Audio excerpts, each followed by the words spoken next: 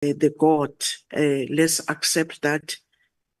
Condolences to the family and to our sister, honorable member. Today, the first candidate, it's Ms. Mosala. Good morning. We do see you, but can now people who are doing IT take me out of the screen and then put our candidate.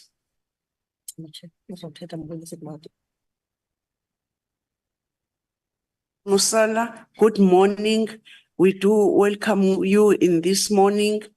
Here we are these members of parliament, the committee of sport, arts and culture,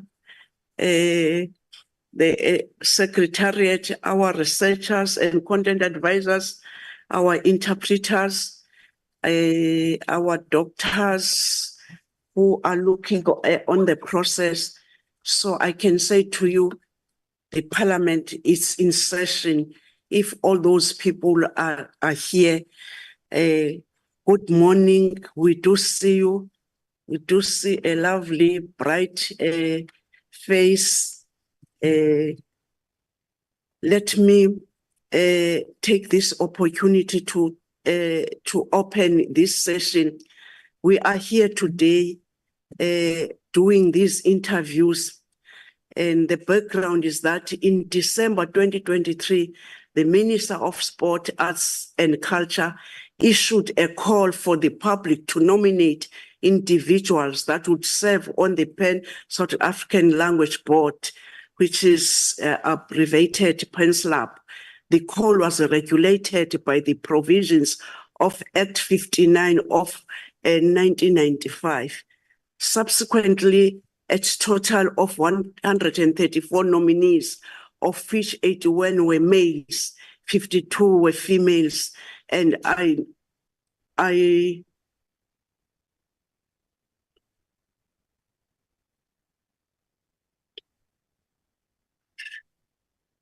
now I declare whether male or female were received.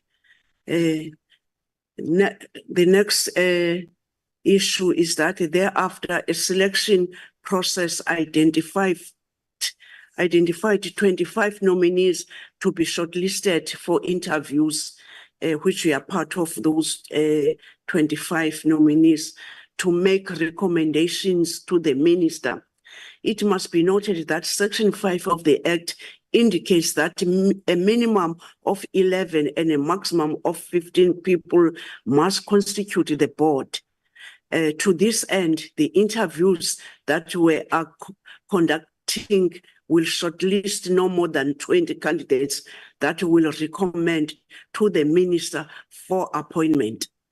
As the Act dictates, nominees and interviewers to serve in PanSALB board must possess an array of expertise, including language, legal, human resources, and financial skills. These are necessary skills that will enable PanSALB to achieve its ultimate strategic objective of promoting multilingualism and social cohesion. To conclude, I congratulate you for having shortlisted for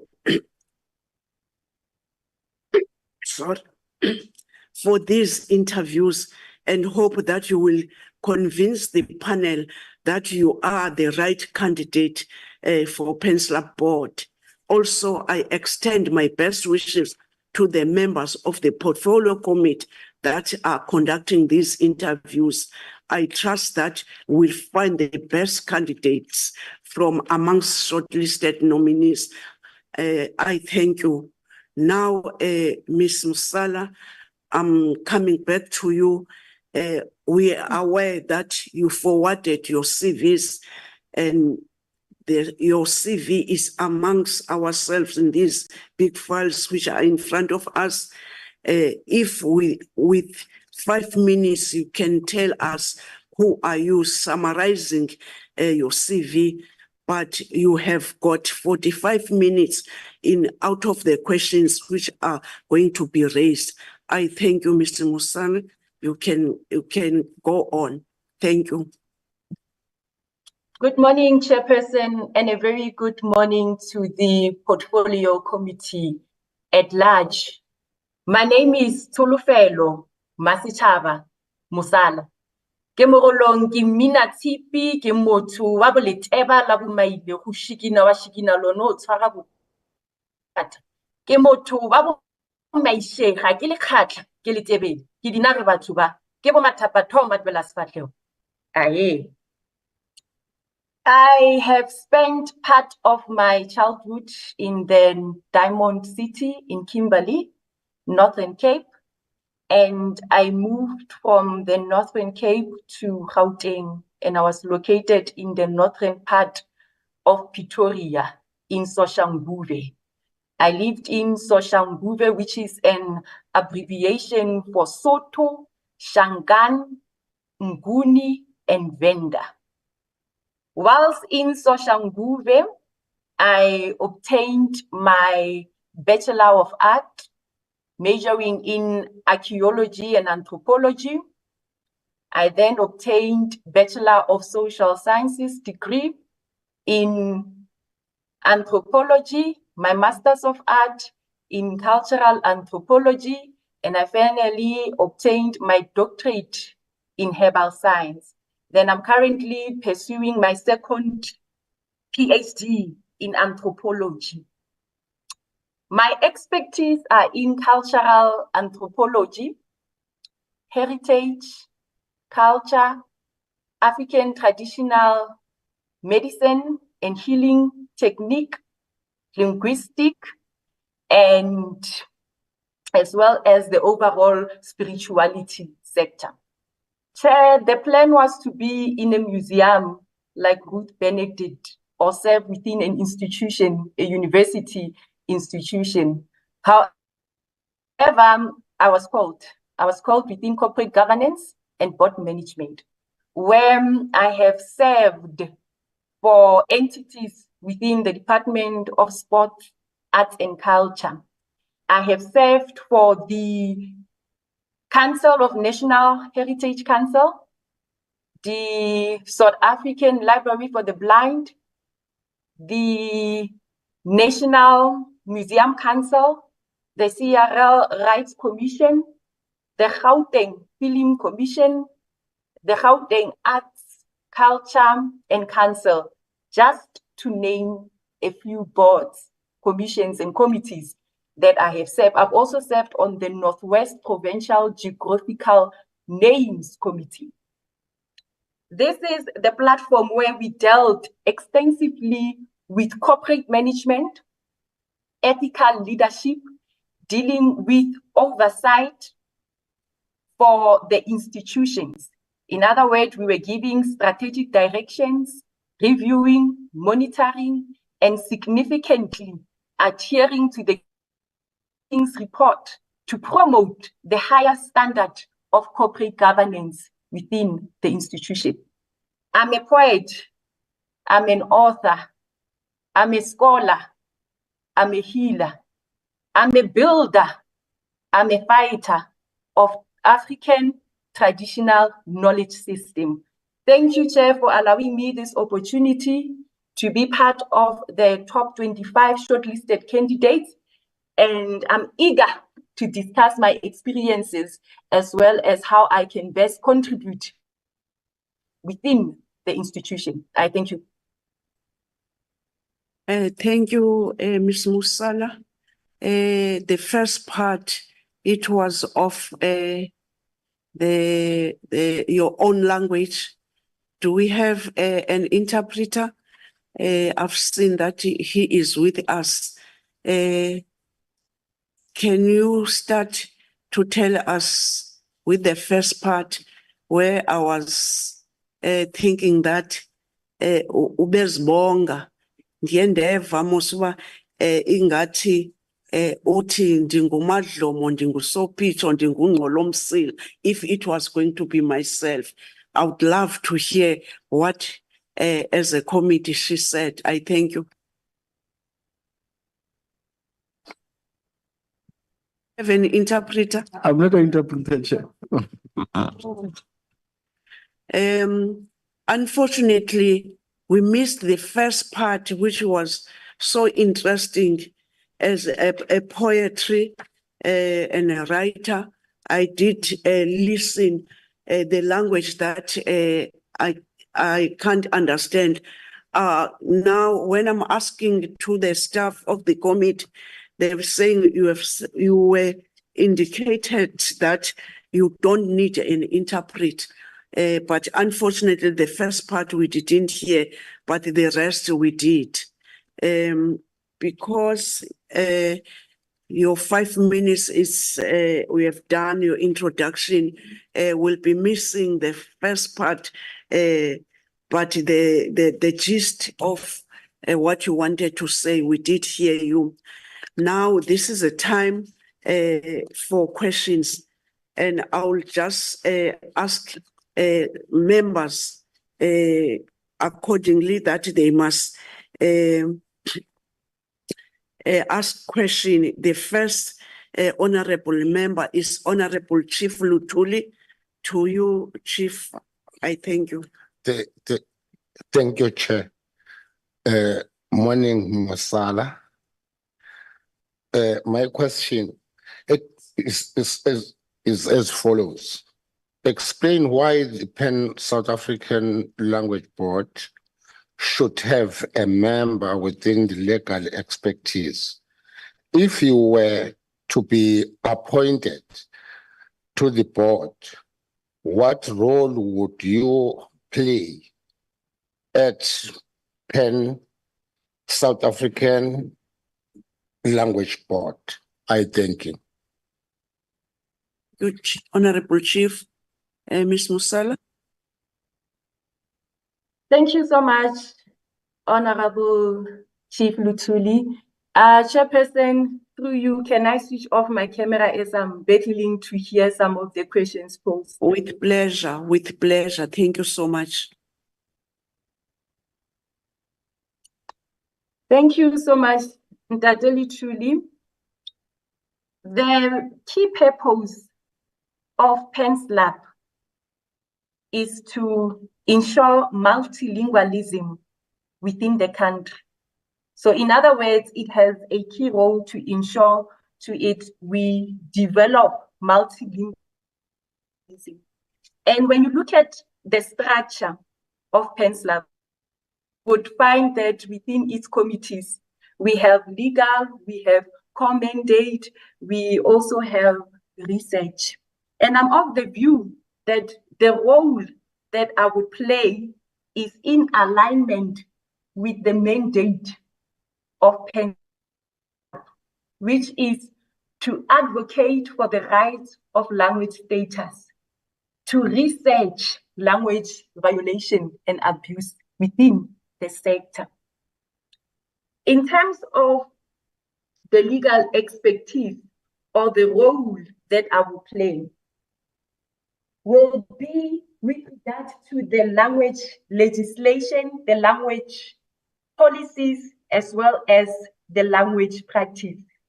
Some of the powers enshrined within the board, Act 59 of 1996, as amended as the PanSALB Amendment Act of 1999, clearly states, and it is crafted that to make recommendations to organs of state at all levels of government aimed at promoting and also having ways to see to it that all the official languages within the country enjoy equality. I would also come in with some of my expertise to facilitate the overall mandate of PanSALB, which is number one, to develop a language framework that will provide a roadmap for language promotion initiative. I would also come in strongly to ensure to it that organs of state make use of the Use of Official Languages Act 12 of 2012 by putting various mechanisms in place. The first one would be monitoring and evaluation, to see to it that we establish a monitoring and evaluation engagement tool whereby the government departments and organs of state will comply to it. In my experience, and having sat on the various boards, I have seen that MNEs, monitoring and evaluation tools, work best to facilitate and also help organs of state. I will narrow it down to where I'm coming from within the Gauteng Arts and Culture sector, where the department will give organs of state, will give organizations within the arts, culture, and sport 5 rand.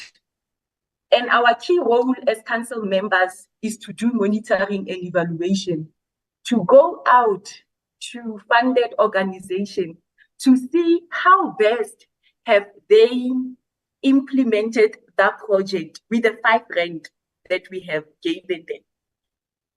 But at the same time, I'm of the view that there should be consequence management, to say that if 5 rand has been received and it did not go towards the implementation of the project, what could happen?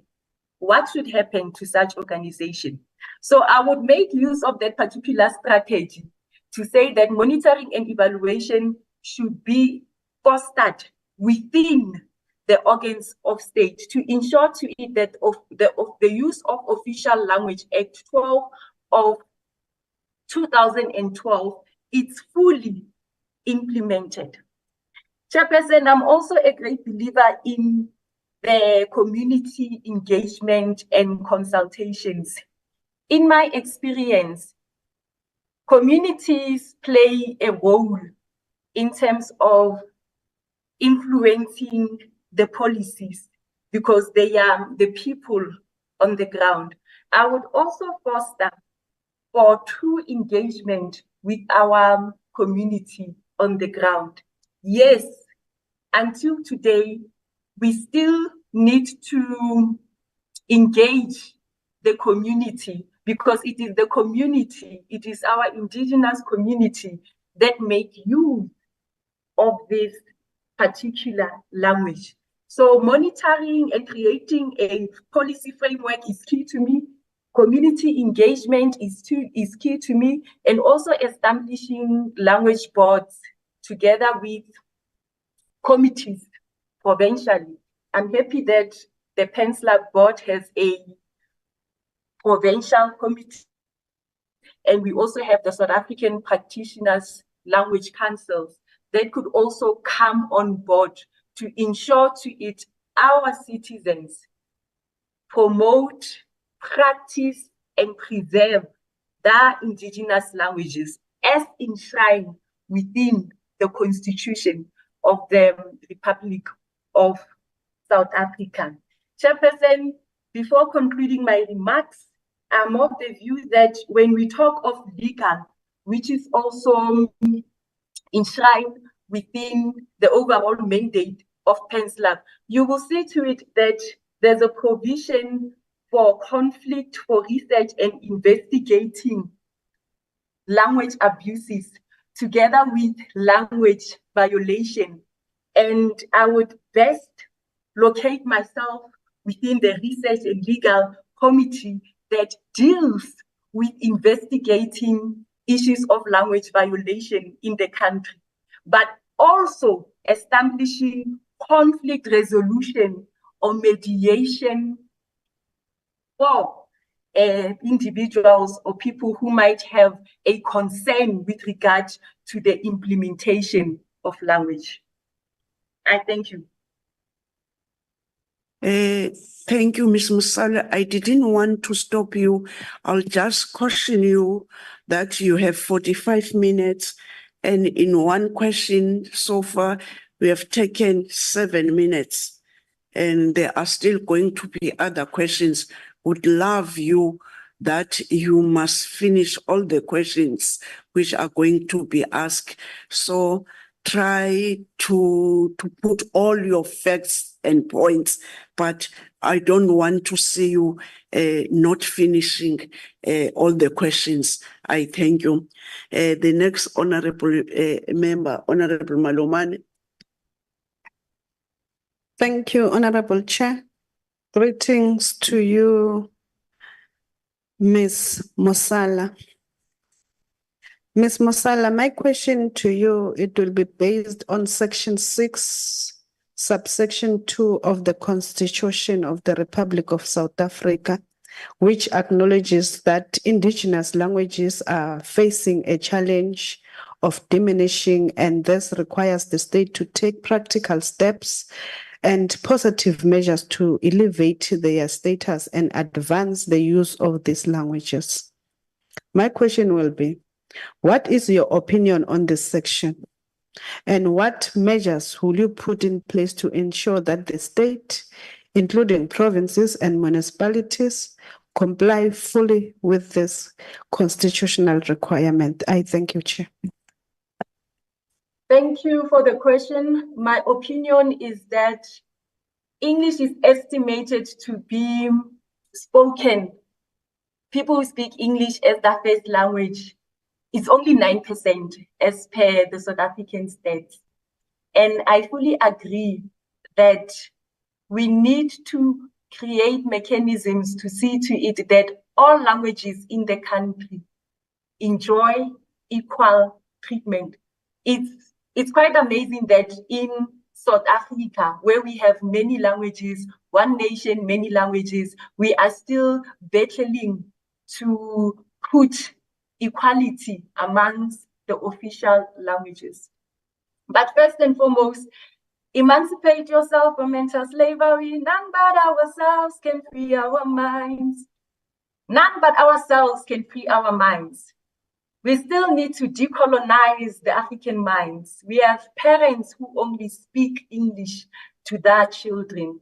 If one is fluent in Setswana, practices Setswana rights, culture, they are seen to be stagnant and not modern.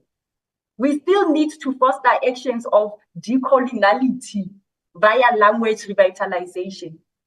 Some of the measures that I will put in place, and I re-emphasize, will be monitoring and evaluation, community engagement, and capacity building. SAPS has translated leaflets and documentations in official languages, and I'm of the view that organs of states have to do that, because until today, we still have organs of states that rely on website, and website is mainly English. They need to use documentations in indigenous languages or in the language that is dominant within that province. I would also foster for the impact assessment survey to have a survey mechanism to assist the organs of states to measure and assess the impact that they are doing with regard to status of languages within the country.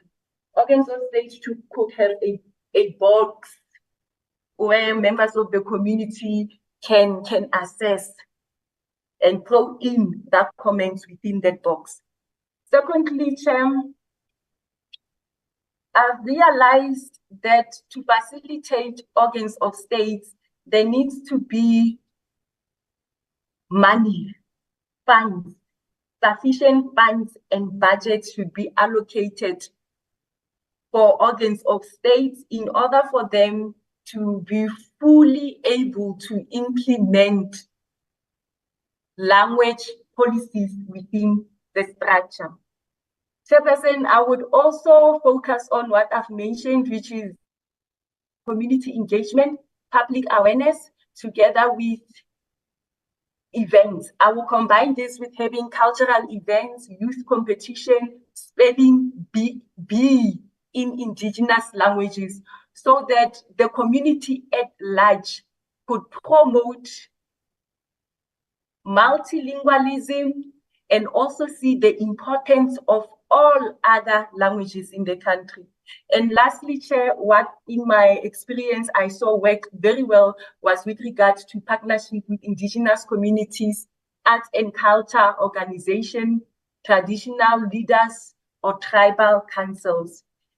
This kind of collaboration will enable organizations to develop and implement language promotion initiatives. Thank you, Chair. Thank you, Ms. Mosala. The next question is going to be asked by Honorable Joseph.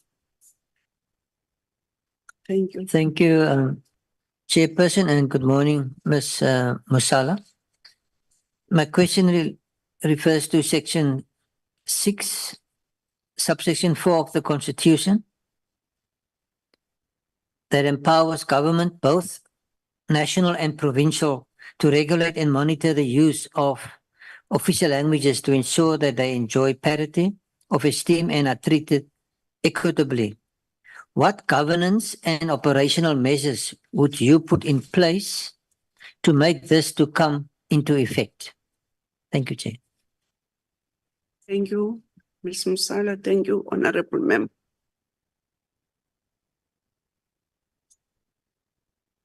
Thank you so much for the question. The vision of PanSALB is to be the custodian of multilingualism to promote social cohesion and unity in our country as it moves with the notion, one nation, many languages. Many languages, one nation. And I'm of the view that as you would look at the PanSALB annual report 2022-2023, you would see that the institution has done very well. The institution has done very well in terms of having campaigns. Multilingualism awards were hosted, the conferences, together with the South African Sign Language Indaba in the country. And some of the measures that I will put in place in terms of governance to ensure to it that we promote our South African languages would be that we need to, as per the annual report, foster for the inclusivity, diversity, and inclusivity in terms of the campaigns in the country. I've seen through my experience that outreach programs, community events, collaborations with indigenous together with the tribal councils and partnering with them can facilitate and identify various gaps within the organs of state. I've also noted that education and training mechanisms are essential in that in some of my sitting, be it with the South African Library for the Blind or the CRI Rights Commission, we would do a campaign that will provide educational materials to promote understanding and appreciation of sign languages in rural areas. By so doing, we are adhering to our social citizen policy to ensure to it members of the community are enjoying what government is doing. Chairperson, I've also noted that I borrow from the PanSALB's object, which is to ensure effective PanSALB oversight role in language-related policies within governance. I would then prioritize to ensure to it that the government sector promotes the language fertility or the language sector. I would work on creating and strengthening cordial relationships with stakeholders be it other governmental departments, be it other translating or interpreting facilities, so to strengthen the mandate of governance. Chair, when you further on look at the report, you would note that there were various MOUs that were signed to ensure to it that the vision and the mission of PanSALB is being adhered to. The Official Language Act will further state that it stipulates to regulate and monitor the use of official languages by government sectors. So engaging the community again is essential. Strengthening our consequence management together with monitoring and evaluation tools will facilitate organs of state to prioritize the language of the province together with other two languages, or prioritize official languages as enshrined in the Constitution of the country. In closing, Chair, the Constitution, Section 3.1, will state that any person belonging to a cultural, religious, and linguistic community may not be denied the right with other members of the community to enjoy their languages. In other words, organs of state have a key responsibility, as per Section 3, to see to it that they promote and they make use of language policies in the country. Ineffective implementation of language policies have always been a problem, Chairperson, and my key role in governance would be to create mechanisms to implement policies at national, provincial, and at local level. I thank you. Thank you, Ms. Mosala. The next honorable member is Honorable Zondi. Thank you, Chair. Good morning, Ms. Mosala. Your next question will be: following the publication of the language statistics released by State South Africa for Census 2022, PanSALB has expressed some concerns about the sharp decline in the South African Sign Language. This is significant as South African Sign Language is now recognized as an official language. Additionally, PanSALB highlighted the decrease in the number of isiNdebele speakers in schools and noted that matric class of 2022 marked the first class without a single learner registered to isiSwati in the Gauteng province. The proportion of English, Xitsonga, and Shivenda speakers has remained relatively stable. However, the statistics show a decrease in the number of Afrikaans and Xhosa speakers and decline in the use of Khoi and San languages. Now, the question is, what is your analysis of this situation? If you were to be appointed to PanSALB, what measures would you put in place to ensure that indigenous language grow? Thank you.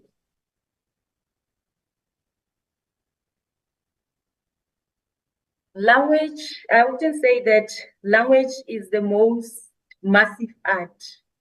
It's part of a person's culture, heritage, spirituality, and identity. And Ubaba Nelson Mandela once said that if you talk to a man in a language he understands, it goes to his head. If you talk to a man in a language of his own, it goes to the heart. The measures that I will put in place would be to indeed prioritize the isiNdebele, the Swati, and the isiXhosa, as mentioned.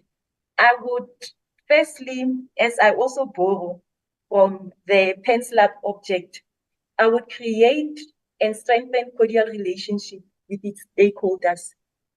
With its stakeholders, be it language, linguistic, arts and culture organization, indigenous experts. I would also, Chair, I'm quite even happy that as per the annual report 2022-2023, SABC and Market Theatre has signed an MOU, Memorandum of Understanding, as a strategic partner. I would use this platform to ensure that indigenous languages are further promoted visibly on our television and our radio. I will foster for the prioritization with the broadcasting SABC to see to it that indigenous languages, particularly the one mentioned, Isi, Ndebele, and Swati, are within the prime time sector, are within the prime time place where people are watching, not later at night. I would also facilitate the prioritization of language-related policies within Mpumalanga, where these languages are dominant.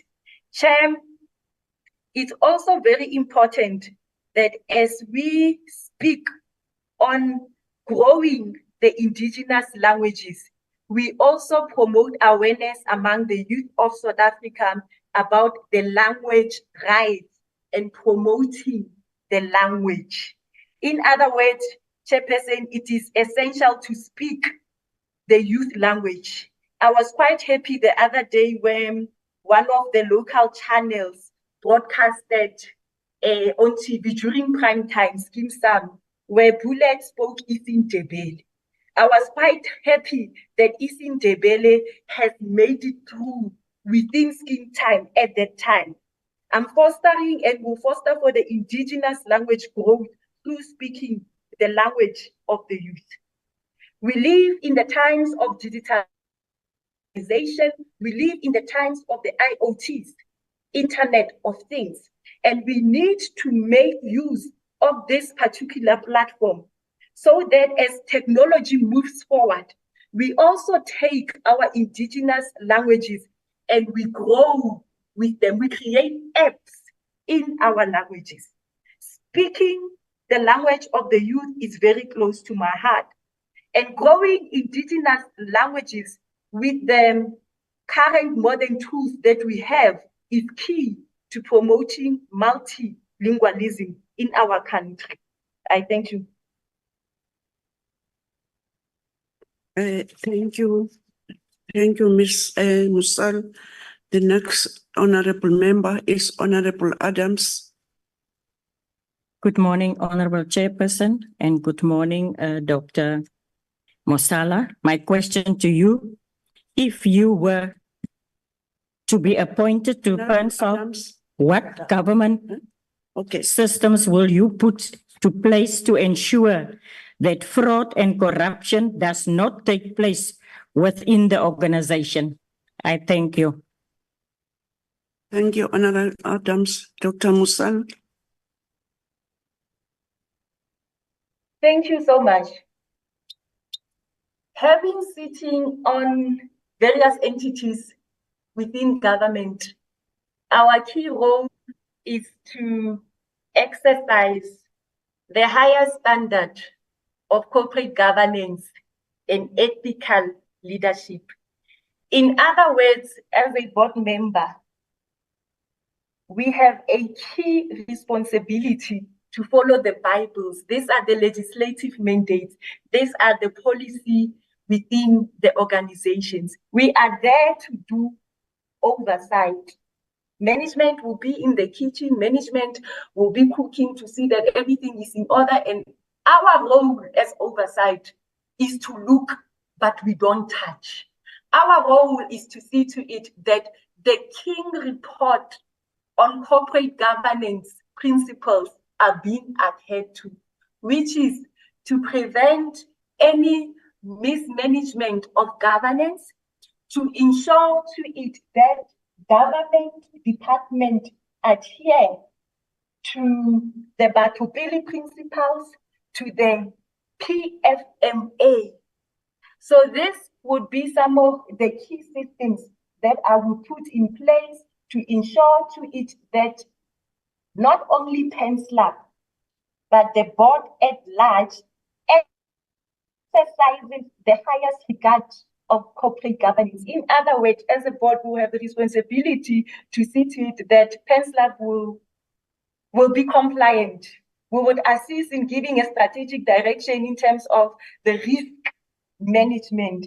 We would also assist the board to see to it that it adheres fully to its own legislative mandate and policies, but significantly so, in order to deal, I am a believer that if we exercise the Bibles, as I've mentioned, the board will be able to achieve its own mandate to see ethical leadership and corporate governance within the institutions.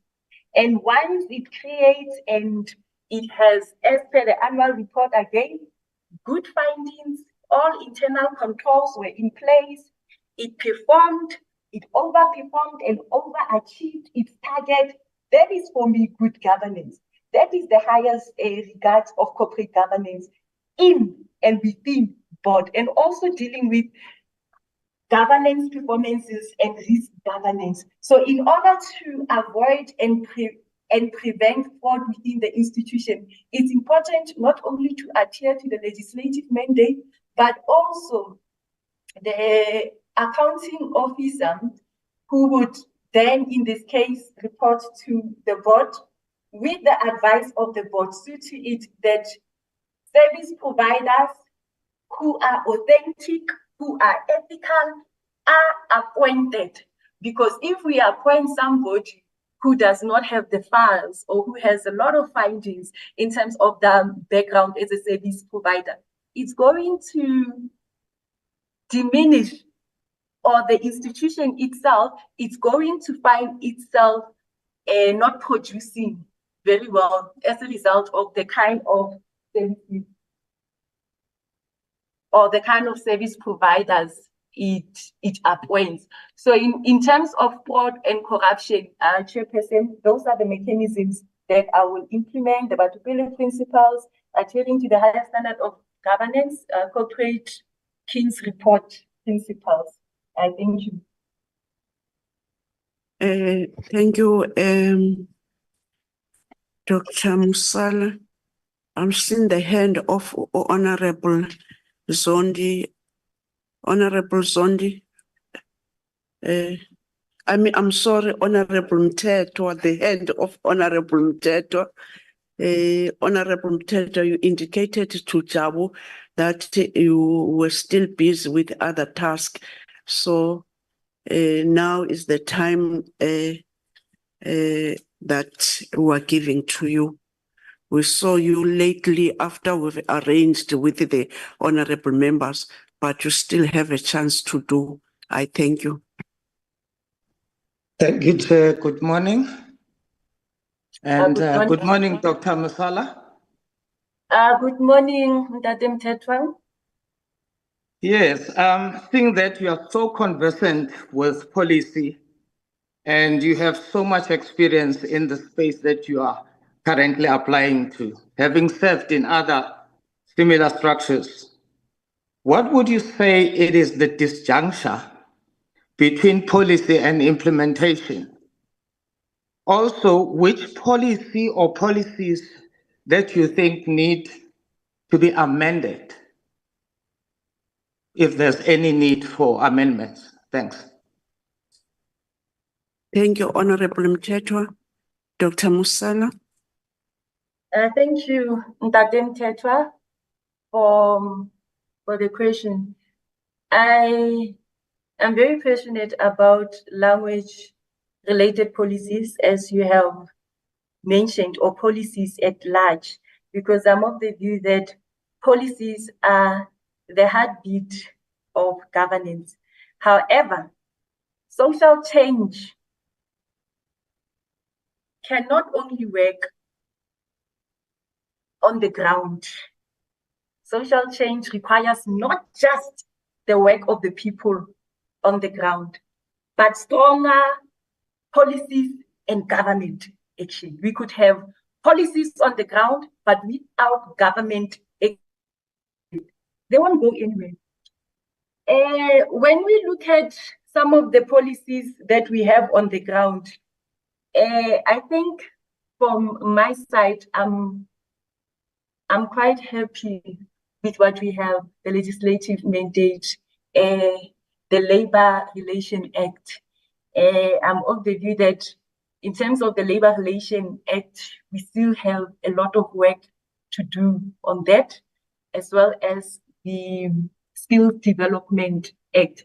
But in answering your question, I would mention two policies that I'm of the view that we still need to panel beat, to work on, as to align with our country's needs. And those would be the public service regulation, the fraud prevention, as well as the Department of Labor policy code on good governance. As being within the traditional African indigenous sector, I'm happy that these policies are on the ground, but I'm also saddened by the fact that they have not been panel beated in a way that they incorporate the people on the ground.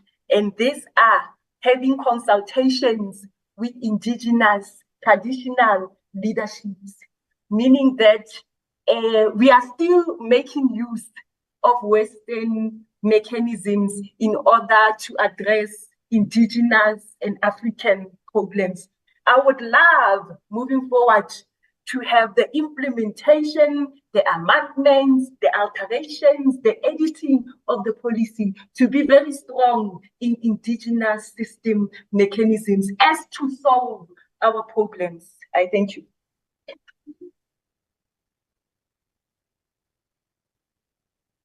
Thank you, Doctor.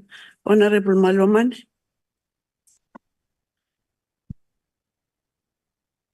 Thank you, Honorable Chair. Dr. Mosala, I can see that you've got experience in the HR because you chaired a committee of HR as a board member or a council member. I just want to ask you that if you were to be appointed to PanSALB, what step will you take to ensure that the development of human resources are prioritized to improve the functioning of the organization? Thank you. Thank you, Honorable Maloman. Doctor. I have had the privilege to chair a committee within the South African Library for the Blind that deals with the blind sector. And within that particular institution, we had committees. And I was privileged enough to sharpen my skills within the REMCO, which deals with remuneration and human resources committee. Coming in with the experience of HR, I'm of the view that when you deal with issues of human resource, it explains itself, human resource, that institutions, government institutions would be given an X amount of money, and that money has to be used effectively to ensure that the institution runs smoothly. So some of the mechanisms as per my experience that I will bring forth in terms of human resources is to see to it that we appoint. Remember, in this sector, the CEO reports to the board and the CFO is the board's appointee. We appoint the accounting officers. So in this regard, we would then have to see to it that the management, the people who have a responsibility to do the actual works, who are cooking in the kitchen, who are busy ensuring to it that the organization fulfills its own mandate, do that work. In terms of human resource capacity is important. Strengthening staff management or managers via educating them or having programs so that they can fully understand the working environment is also essential. Staff wellness development management is key. As a board doing oversight, we have to ensure that the finances fatality under the CFO is ticked correct. We have to ensure that the legal and ethical governance of the institution is correct. The legal frameworks that guide the institutions are in place. We also, as a human rights, as the human resource management, make sure that the individuals or the service providers that we employ work very well within the institution. They practice what I'm very passionate about, which is ethical, good governance to ensure to it the bus of the institution is fully running and the bus of the institution is not lacking. But capacity and budget is always a concern. In order to fulfill the mandate within arts, culture, and sport, we make use of the money that we have correctly so, but also outsource from somewhere else to ensure to PanSALB works and exercises its social citizenship policy within the country. I thank you. Thank you so much, Doc. Can I take this opportunity to thank you, Doc? Now we are done with our questions and follow-up questions. We are hoping for the best. As you know, the process now is going to be taken to the department, and the department will let you know, all of you, of our work, which supposedly will be doing it on Tuesday next week, according to the advice from my office. So by now, can you, if you want to say something, you are allowed before you leave us. Thank you so much. Thank you, Chairperson. Let me first thank you for the opportunity to discuss my qualifications and experience. I'm very much excited about the vision and the mission of PanSALB to be the custodian of multilingualism and to promote social cohesion and unity in our country. I'm also passionate about striving towards creating a society that is compliant with language-related legislation. Chairperson, I'd like to thank the Portfolio Committee at large for entrusting me to be part of the 25. In your opening remarks, you mentioned that there were 52 females, and I managed to be part of the 25 shortlisted candidates out of about 134. My Nama Khoisan language, as I have learned through the language terrain, is Kabashen. Kabashen, which means home. I hope PanSALB continues to promote multilingualism and create conditions for the development of language. I hope it invests in youth development and awareness sector by speaking the youth language. As I hope, as we celebrate the 30 years of democracy, organs of state will successfully implement language policies in the next 30 years. I hope to witness the dawn of a new era over the next 3 decades, as I will be 65. One nation, many languages, one nation, unity is strength. Chairperson, I thank you and a very good day. Thank you so much. Now we are releasing you. Go well. Wishing you the best in this interview. Thank you so much. Thank you, Chair.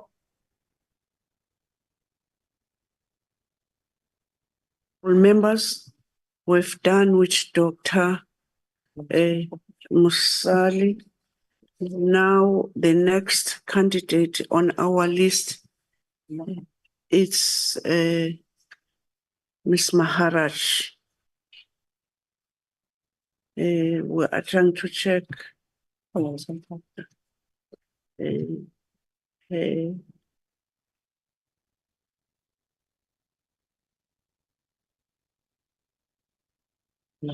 Okay. Ms. Maharaj, Good morning, ma'am. good morning. How are you? Very well, thanks.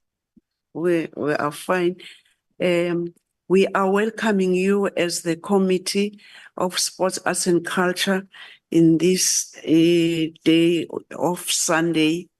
We apologizing you that as members of Parliament who are working 48 hours, we're supposed to be in church, but some of us were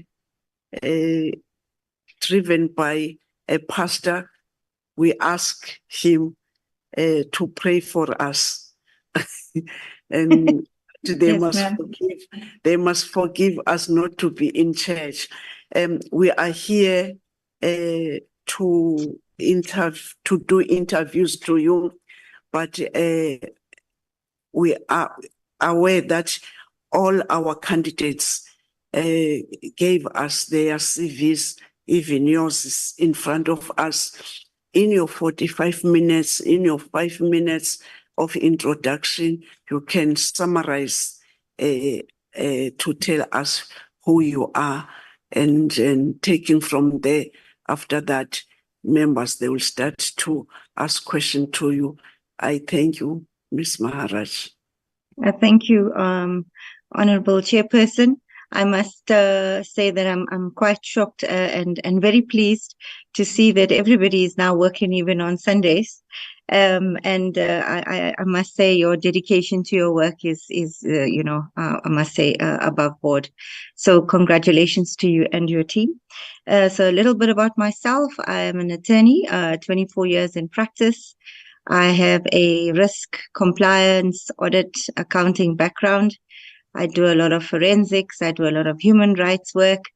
I am a member of NADAL, which is the National Association of Democratic Lawyers. I'm also a member of IRMSA, so the regulator for risk. Yes, and I'm very keen to if I'm successful, to serve on such a board, especially in lieu of the fact that I grew up in a rural area, familiar with the Zulu, speak it a bit as well, and knowing where we've come from and where we're going as a country, I think I'll be very pleased if I were to be considered for appointment. Thank you, Madam Chair. I don't want to, I believe everybody's read my CV, so I don't want to go into all the positions and so on, but I do run a all-woman practice with about 7 other female practitioners. Thank you so much, Ms. Maharaj. Now, this is the time for questions. Let me give the Honorable, the Chief Lutuli, to raise a question. Thank you. Thank you. Honorable Chair. Morning to Maharaj, Ms. Maharaj. Explain why the Pan-South African Language Board should have a member with a governance expertise. If you were to be appointed to the board, what role would you play at Pan-South African Language Board? I thank you. Thank you, Honorable Lutuli. I must say that, well, firstly, governance is core and critical. We obviously have to comply with the PMFA. We've got to comply with all the regulations that talk to compliance in terms of a board. And I think it's very, very important that we have to account for money that Treasury gives us, and we have to spend it properly, and we've got to account for it. So governance is very, very important. Also, those who are appointed have to understand that we are accountable for the mandate of the country, for the constitutional mandate of, well, in particular, the South African Language Board. And clearly, one has to understand that you've got to comply. So compliance is very, very important.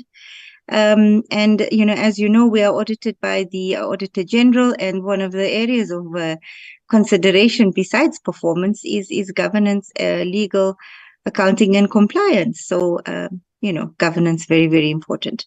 What role will I play? Well, I am an expert in risk. I am an expert in performance.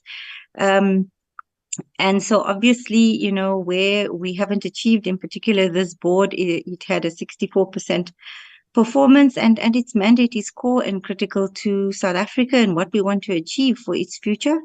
And obviously, we've got to comply again with what we say we want to achieve.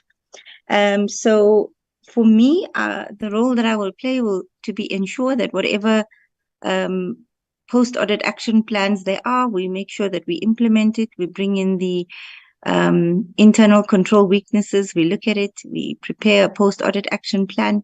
And we obviously then, as a we will, as the governance of the board, ensure that we delegate to the audit comms and so on to ensure that where we have failed, we improve and we achieve what we say we want to achieve. I don't know how many more minutes I have, but I can go on. So I'm just, I like to think that I'm quite adequate when it comes to performance and compliance. Thank you, Ms. Maharaj. Honorable Malomane.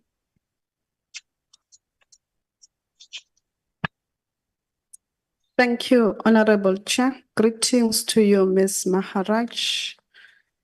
My question, it will be based on Section 6 of the Constitution, which speaks about multilingualism, about our languages in South Africa. So it will be based on Section 6, subsection 2. The Constitution of the Republic of South Africa acknowledges that indigenous languages are facing a challenge of diminishing, and thus requires the state to take practical steps and positive measures to elevate their status and advance the use of these languages.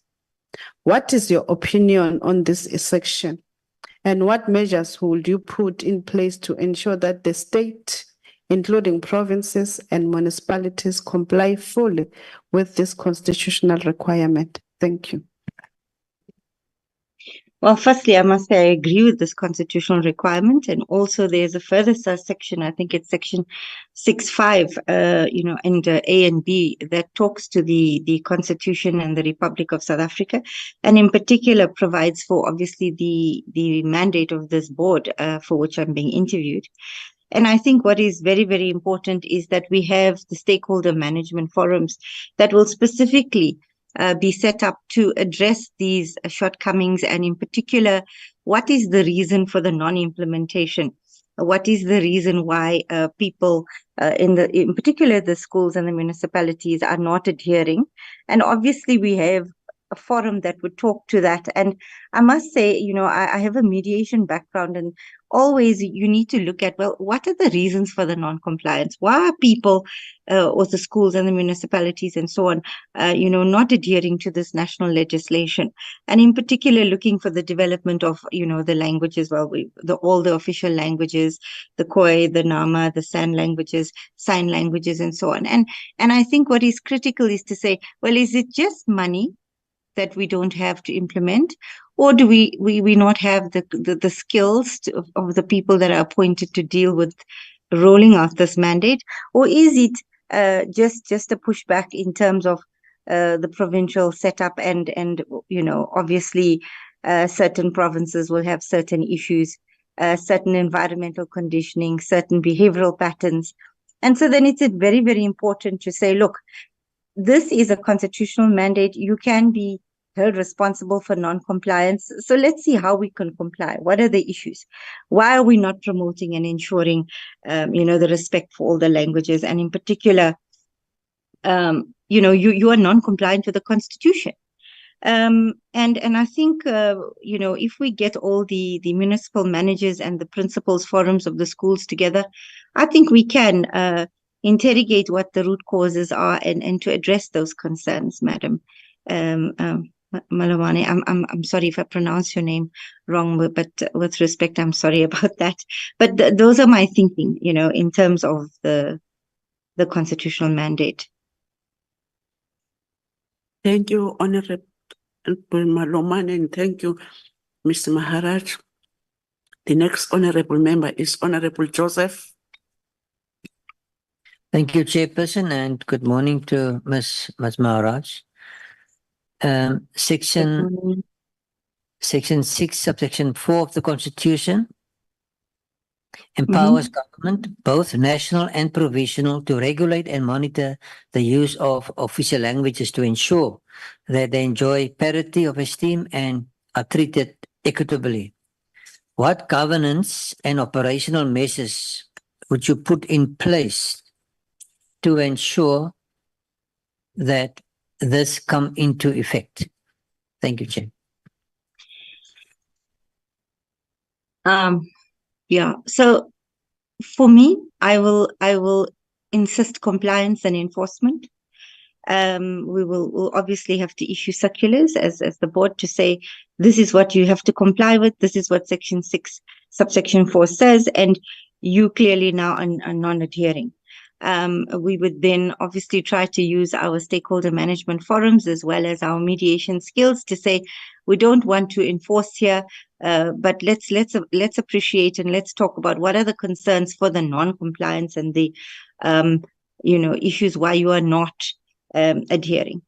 Obviously, the board would have established its annual performance plan and its targets, and obviously we've got to monitor and the quarterly monitoring of those. But we will then know through stakeholder management who are those that are not complying, and obviously then we could establish a compliance team that would obviously we can't personally as the board if we appointed, but we will ensure through the CEO that operationally we can hold the entities to task, and if necessary, take the matters to court. But I've noticed that we don't have many court cases at present, but we will have to enforce it through our constitutional mandate and our legal team.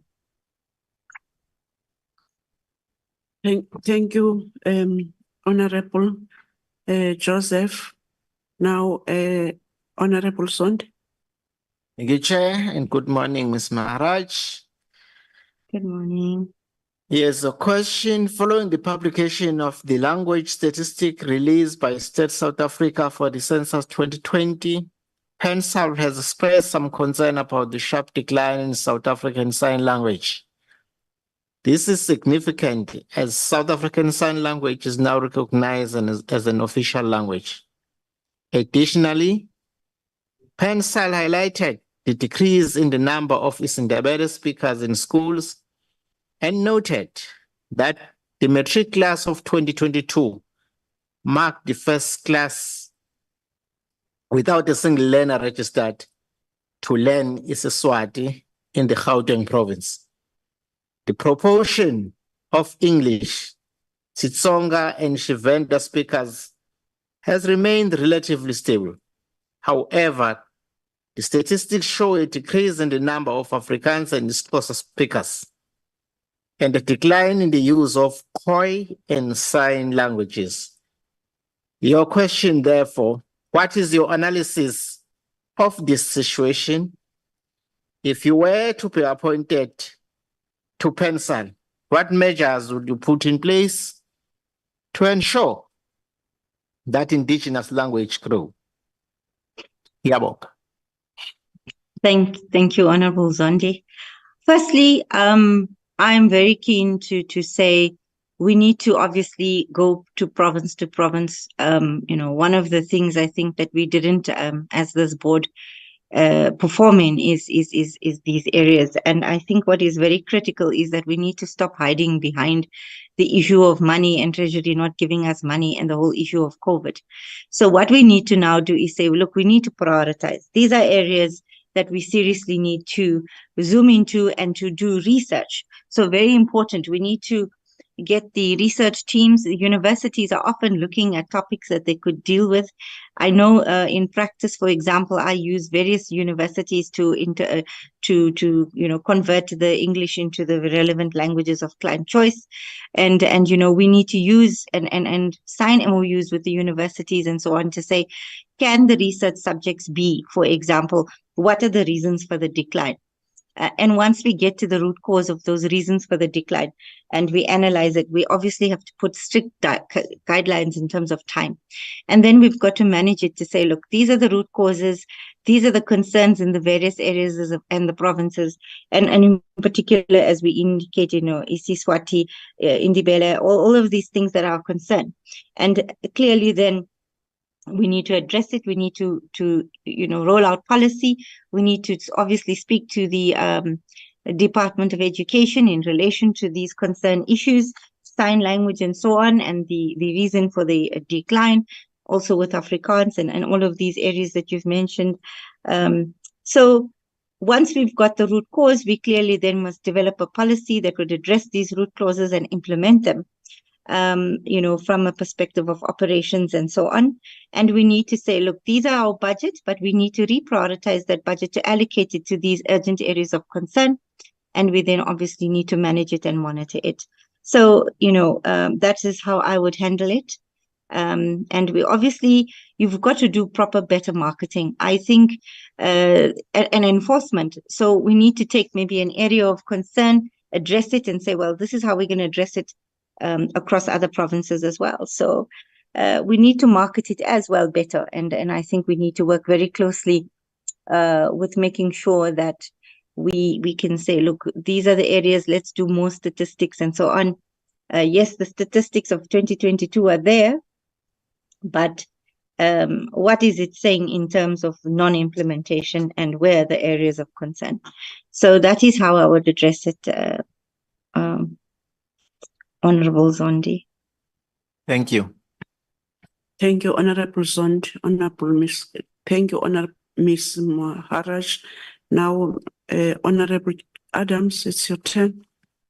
Thank you, Honorable Chair, and good morning to Ms. Maharaj, if I pronounce it correct. Sorry for that. Maharaj, thank you. If you were to be appointed to PanSALB, what government systems would you put in place to ensure that fraud and corruption does not take place within the organization? I thank you. So fraud, corruption at the moment, hacking becoming a serious issue, I think, across all SOEs and government institutions, and it's something we clearly will have to address. But I think the fraud policies are very clear. The risk management policies are very clear. The SEM policies are quite clear, and we will have to ensure that we sit with AuditCom or we have proper oversight over the audit committee to say, these are the areas of concern. What is the whistleblowing line saying?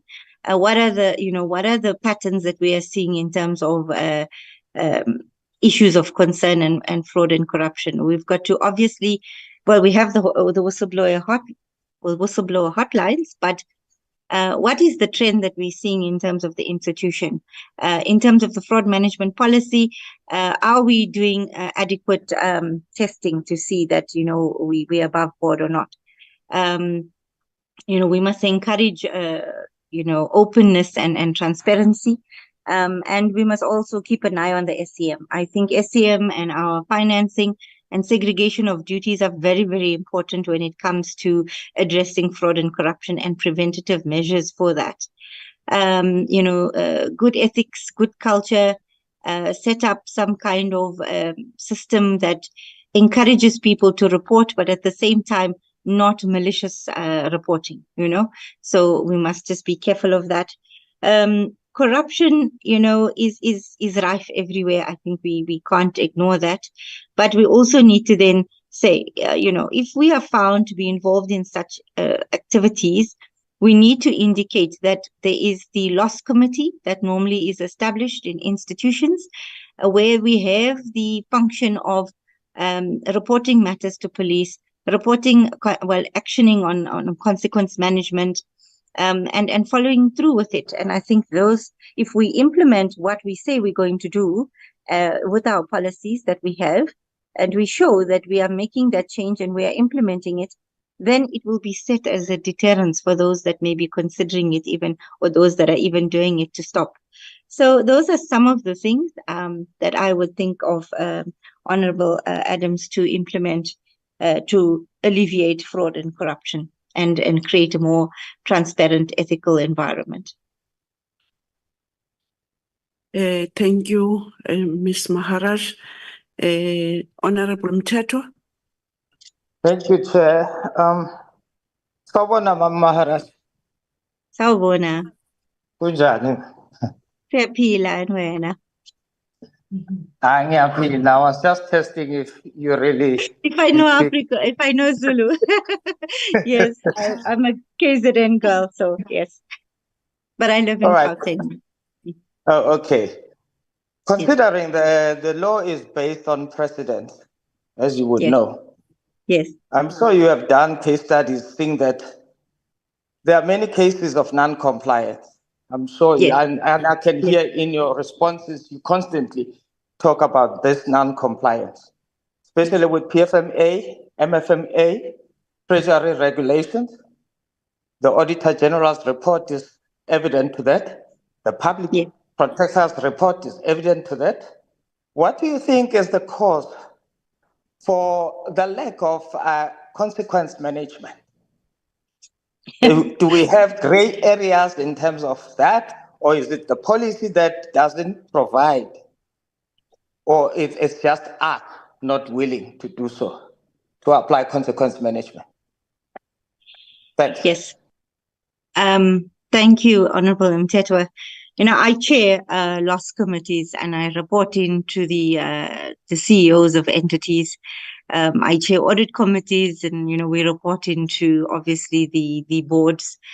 So one of the things that I would say for the reason for not adhering to consequence management, you see, I've always said that a loss committee cannot report to a CEO only. It has to report to the boards as well.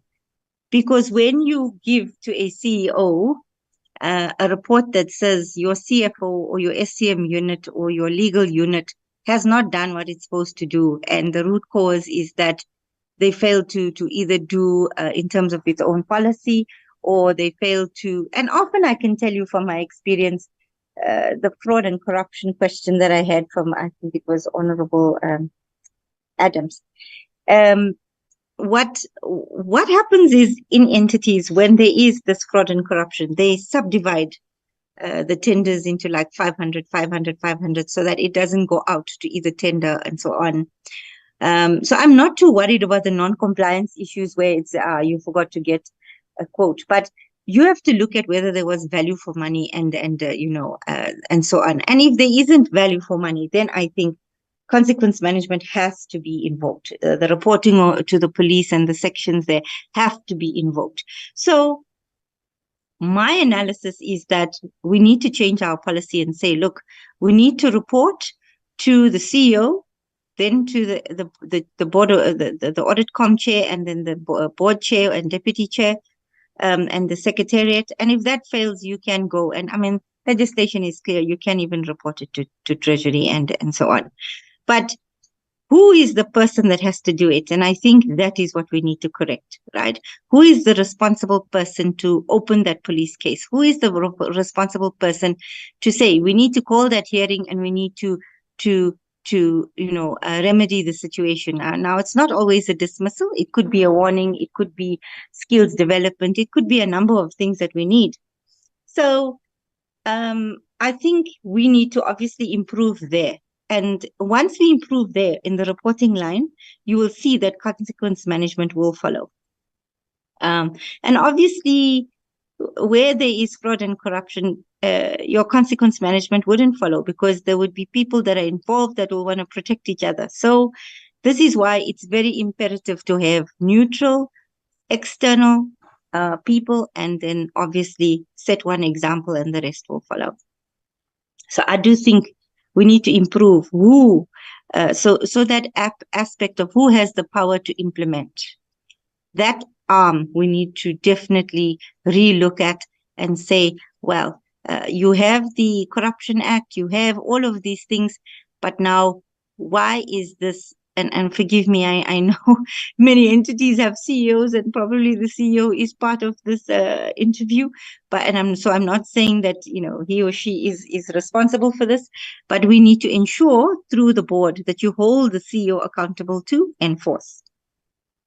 In particular, the consequence management arm. I mean, the post-audit action, the amended act is very, very clear, but we haven't taken many to court. So you see, the fear is not yet there. Once you invoke fear, then people will hopefully, you'll see the impact of change. So that is my view, Honorable Tetwa. I hope I've covered the aspect that you've raised. Thank you, Ms. Maharaj. Any other follow-up? Now, Ms. Maharaj, you have exhausted the question coming from members. Thank you so much about your time that we called you on this day called Sunday, because also you know why you are here. You want to contribute to be part of this board. We wish you a good luck. We're not yet sure as chairperson what the members are going to score each of you. So it's still a secret of each member, but hoping that after they've done the work, they will forward the good work to the ministry, and then from there you will be notified. I'm suspecting even if members or candidates didn't manage, they were going to be given the results, thanking them to be part of the interviews. Do you want to say something to this August House? If you have some few words, and then we'll allow you and release you. Thank you, Honorable Chairperson. I must say that I'm grateful for being shortlisted and for the opportunity to be interviewed. I wish all the candidates well, and in particular yourselves as well. I'm very impressed that you're even working on Sunday. It shows the commitment to this government, and all the best to you and your team and your honorable members. Thank you for the opportunity. Thank you so much, Ms. Maharaj. Go well. Thank you so much. Thank you so much. Goodbye. God bless. God bless you too.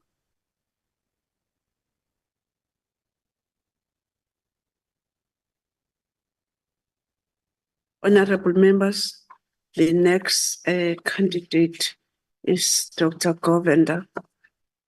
We can let him in.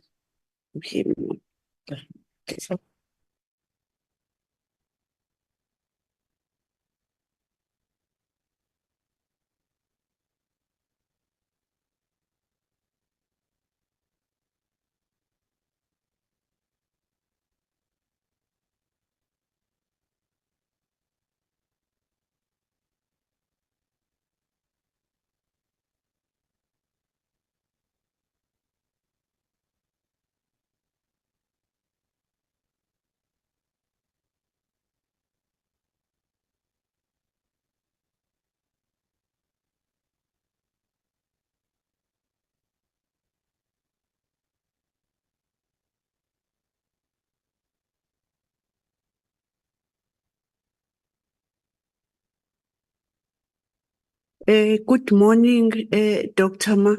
Govender. Good morning. Good morning, Honorable Luane. Doc, we are apologizing. We know our country, we've got different cultures. There are those that on Sundays who are calling Christians going to church. Yes, it's unfortunate that we called you candidates on this day. We are wanting to finalize this board, as you know that we are rising and then we are going for election. We don't want to leave vacuum, so we have asked the Parliament to allow us to sit these 3 days, Friday, Saturday, and Sunday. But really, we do apologize that we called you on a Sunday. Not a problem whatsoever, madam. No problem whatsoever. Thank you, Doc. Doc, we have got your CV with us. Now, as you are here, we have got your 45 minutes of this interview. And would love you that in your summary, you can tell us who you are. You must not forget that the detail of your CV, it's with us, but by greeting us, would love you to tell us who you are. Thank you, Doc. Thank you. Do I start now, madam? Yes, Doc. Okay. I am Dr. Rajendran Govender, right? I am an academic. My professional qualifications, I have pursued academic studies in social anthropology. So I've completed a PhD and a master's degree. Both those degrees were based on cross-cultural studies between the Indian and Zulu communities in KwaZulu-Natal. So I've been looking at the rituals, practices, and so on of those two very, very important communities in KZN. And that, so that's my academic qualifications. Then I have a number of professional qualifications in leadership, in management, in mediation and conflict resolution, in project management, time management, risk management. So whilst I was working previously in the KZN Department of Arts and Culture, I empowered myself in all these professional qualifications so that I can provide a better service as a public servant. So that is my qualifications. Then my experience, Madam Chair, and to the esteemed panel, my experience is widespread. I started off initially as an educator in Gauteng. I taught high school. Then in 1994, when democracy started, I was promoted to the KZN Department of Arts and Culture, first as an assistant director, then I moved up the ladders to deputy director, and then I ended off as a director of arts and culture. And there was a number of times where I also acted as chief director of arts and culture. So I have great experience in the Department of Arts and Culture, and language was one of the sections that was under our control in the province. So that is why I have a lot of experience in the promotion and perpetuation of language in the province. That's my professional that's my work experience, Madam Chair. So 3 years ago, when I retired from the department, so the National Department of Arts and Culture immediately contacted me because they knew how involved I was in social cohesion and nation building. So they immediately appointed me as a social cohesion advocate. This is not a full-time job. It is basically a project-related title whereby we are conceptualizing and developing projects and so on in order to promote social cohesion and nation building. So that's where I'm current. So whilst I'm a social cohesion advocate, as a part-time thing, I am also the CEO of the Tamil Business Warriors, which is a business networking organization for the Tamil linguistic group. And I'm also the CEO of Southside FM Radio, which is a radio station that has been formed for the purpose of promoting the Tamil and Telugu language in South Africa as immigrant languages in this country. So that's what I'm doing currently, Madam Chair. So I have extensive international and national experience as an academic. I've been invited to promote and present papers in many countries, including Australia, India, Malaysia, Singapore, the United States, London, Turkey, so Mauritius. So there's a whole lot of, because of my strong passion and dedication towards promoting social cohesion and nation building, I've been earmarked and invited to lots of countries. So I also was given a Ford Foundation Fellowship for my PhD studies. And then when I completed my PhD, Madam Chair and esteemed panel, I was also given a further fellowship to conduct postdoctoral research at Columbia University in New York, where I had to develop a leadership program for 11 African countries. So I have wide experience in other African countries as well.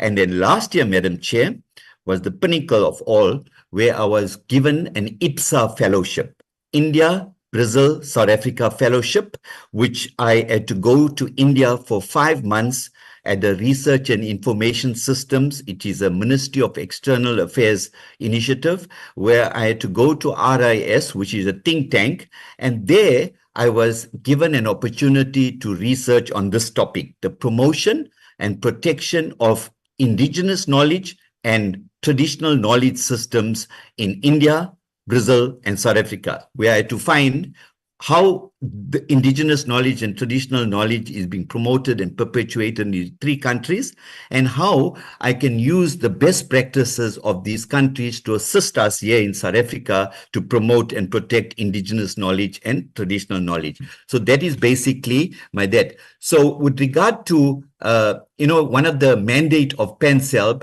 is to advocate for diversity.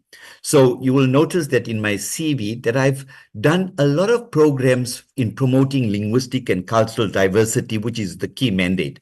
One of the programs that in 3 years now, I had to do moderate and facilitate a panel discussion for the United Nations during the Interfaith Harmony Week, which is in February 1st to the 7th every year. So I've been, last year I did it physical in New York, and this year I did it virtually, where I had to moderate a panel discussion made up of people from different countries to promote International Interfaith Harmony Week. So I did that. And one very interesting thing that will assist you in understanding why I suit this role as a board member is during my tenure as the Director of Arts and Culture in KZN, and also as a social cohesion advocate, I conceptualized and implemented a program called Multicultural Festival of Costume, Culture and Cuisine, where I took these programs to different provinces to provide a platform for different cultural groups, language groups, and so on to come on a common platform and share their culture, cuisine, and costume, etc. And one very interesting thing, Madam Chair and panel, last 2 years ago when I did this program in Port Elizabeth, I involved PanSALB, the Eastern Cape branch of PanSALB, because why it was important? Because in Eastern Cape, there's a number of indigenous linguistic groups like the Khoi, the San, the Korana, the Griqua. So in that multicultural festival, I also gave these groups an opportunity to showcase their language and their culture. That was very important because these groups are slowly being, sidelined, and they're becoming wiped out of the slate. So we needed they're becoming extinct. So we needed to give them an opportunity to come and showcase their language and culture. So this concept was my own conceptualization, and it is becoming very popular. So this year we plan to take it to Free State. And once again, definitely, whether I'm on the board or not, the PanSALB would play an important role. Then, Madam Chair, during the riots in Durban in July 2 years ago, yes, yes, Madam. Your 5 minutes is over. Okay, okay. Unless you want to take from your questions now, I did I can give take you. questions. I can take questions. Thank you so much. We are seeing that you are passionate, but fortunately, we have your CV with us. Sorry to do this to you. No problem. No Okay. problem. Honorable members, can I call Honorable Chief Lutuli to pose a question? Thank you, Honorable Chair. Dr.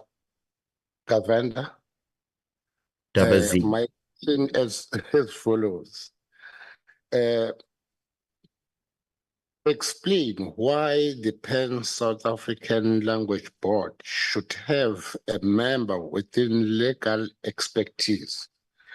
If you were to be appointed to the board, what role would you play in the PanSALB? PanSALB. Okay. Yes, Thank you. Thank you for that question. Yes, PanSALB has a very, very important role to play in South Africa based on its mandate to promote, perpetuate, and protect languages in this country. And as you know, it is enshrined in our constitution. Section 6 of our constitution clearly states that, and it guarantees the linguistic rights of all people that live in South Africa, and also that learners have a right to be taught in the language of the choice. And also when people are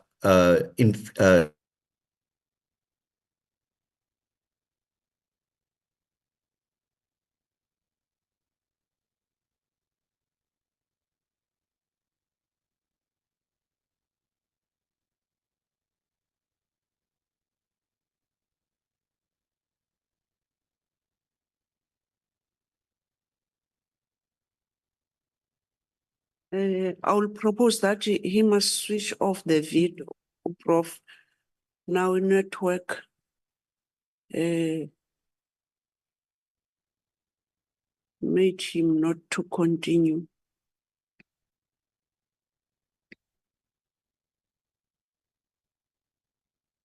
Are you not having it?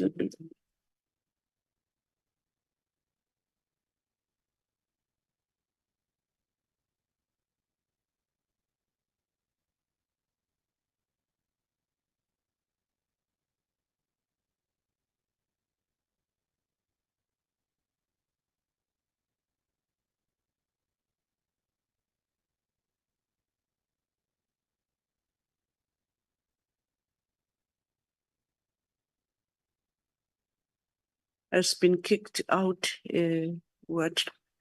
Which I was trying that he must come back, suspecting maybe there's load shedding on network.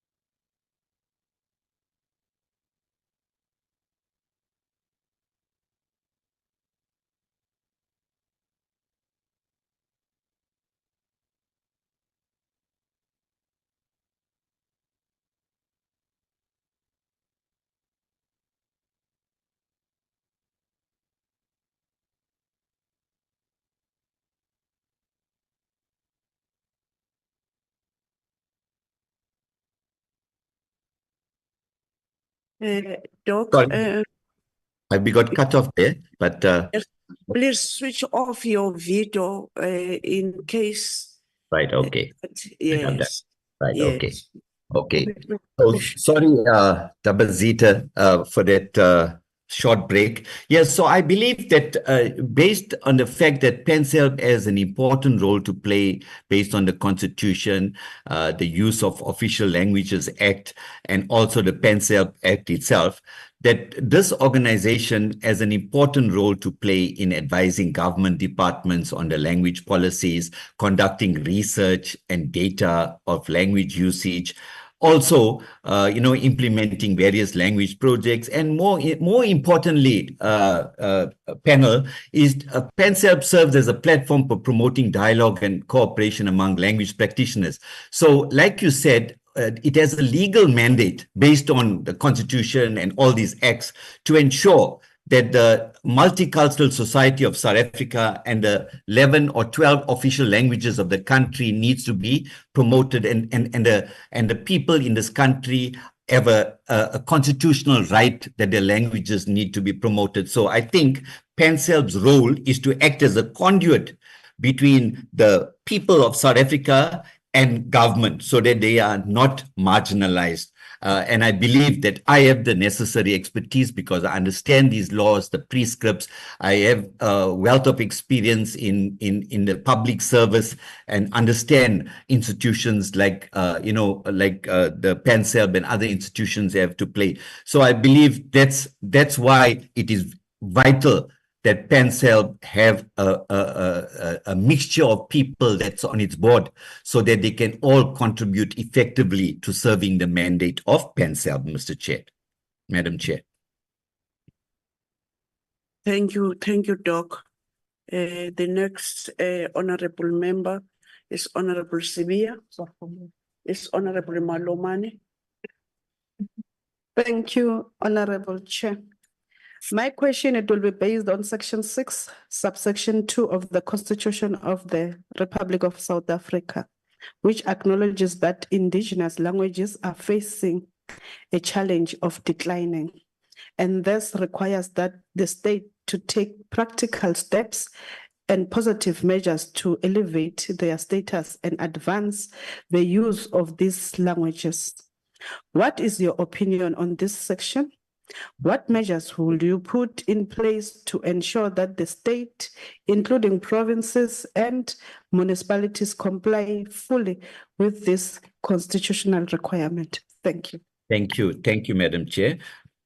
Thank you. Like I mentioned early on, Section 6 is very vital because it guarantees people rights. So as a member of the board, in response to the various challenges, for example, the marginalization of languages, and certain languages enjoying more prestige and institutional support than others. And also because of the rapid urbanization and globalization, the younger people are more prone towards more popular languages. So I believe, and I will say that one of the main roles of PanSALB is to mitigate these challenges. And one of them is advocacy and awareness campaigns. PanSALB, together with provincial and local structures, must take an active and a leading role in advocacy campaigns to raise awareness about the diversity and the rights of language speakers, because people don't know that there is a CRL commission, there is a gender commission, there is the human rights commission. The normal public don't. So at every project that I do of a multicultural nature, I invite people from this. For example, at the cuisine and costume and cultural demonstration we had South African Human Rights Commission there, we had PanSALB there, we had CRL Commission there. So the normal people in society will understand that their rights can be protected because these institutions have been provided based on the Constitution to protect their rights. Then the other very important thing is capacity building. I think PanSALB can support capacity building initiatives and provide resources to empower language practitioners, educators, and community organizations. Because these people, community organizations and all, play a very pivotal role in promoting languages and so on, but they don't have the resources. So PanSALB, through various other partnerships and collaborations with government agencies, educational institutions, and other people. They need to take an active role to capacitate people in various sectors, so they in turn can make sure the public is protected based on the constitutional right. And Madam Chair and panel, we are now living in the fourth industrial revolution. Right. And digital innovation and technology is crucial, because the young people and I mean, everybody, even the older people, are prone towards the smartphones and technology and so on. Now, PanSALB can leverage these digital platforms and technology to enhance the linguistic accessibility and facilitate communication across the language barriers, because we cannot leave the fact that technology is here. We can use it positively in promoting language development. But very crucial, Madam Chair and panel, is community engagement and participation. We need to establish community forums. We need to have advisory committees, language councils to facilitate dialogue. We need to collaborate and empower people from grassroots level right up to the top. And I think if by doing all this, then we will be making sure that Section 6 of the Constitution, which guarantees the linguistic rights of people, is guaranteed in this process. And strange enough, I have vast experience in this advocacy, to the various organizations that belong to locally, nationally, and internationally. And I think I can bring valuable input into this whole process of the board, Madam Chair. Thank you for that question, Ms. Honorable Malomane. Thank you, Doc. The next honorable member is Honorable Zondi. Thank you, Honorable Chair, and good morning, Dr. Govender. Good morning, Honorable Zondi. Yes, here's a question. Following the publication of language statistics released by State South Africa for the census 2022, PanSALB has expressed some concern about the sharp decline in South African Sign Language. This is significant, as South African Sign Language is now recognized as an official language. Additionally, PanSALB highlighted the decrease in the number of Isindebele speakers in schools and noted that the matric class of 2022 marked the first class without a single learner registered to isiSwati in the Gauteng province. The proportion of English, Xitsonga, and Shivenda speakers has remained relatively stable. However, the statistics show a decrease in the number of Afrikaans and isiXhosa speakers, and a decline in the use of Khoi and sign languages. Your question, therefore, what is your analysis of this situation? If you were to be appointed to PanSALB, what measures would you put in place to ensure that indigenous language grow? Yabo. Thank you so much, Honorable Zondi. That's a very, very important question, and it is very, very close to my heart. As an advocate for diversity, the statistics that you have mentioned is correct, and we need to do everything possible to mitigate what has been brought to the fore in terms of the statistical information. I believe, and I've already started, Madam Chair, through my social cohesion advocacy program. I've been working very close to the indigenous communities in Northern Cape, in Free State, and Eastern Cape. So much so that I've been working with so I belong to an organization called ACTA, which is the African Kingdom Diaspora Alliance. Now, this African Kingdom Diaspora Alliance is an alliance whereby we are working closely with traditional societies and monarchies and so on in various parts. So during the course of my multicultural festival, I found that these languages were being marginalized, just like sign language and so on. So we are working very close with the tradition. So one of the ways that we can really, do something to those statistics that you mentioned, that we need to work closely by engaging with policymakers and government departments responsible for language planning and implementation, so we can influence their policy decision and ensure that the language rights are prioritized, both as official language as well as indigenous language systems. We need to also, as PanSALB, have a very, very good collaboration with educational institutions, because they play a crucial role in shaping language attitudes and promoting multilingualism. I need to tell you something that emerged.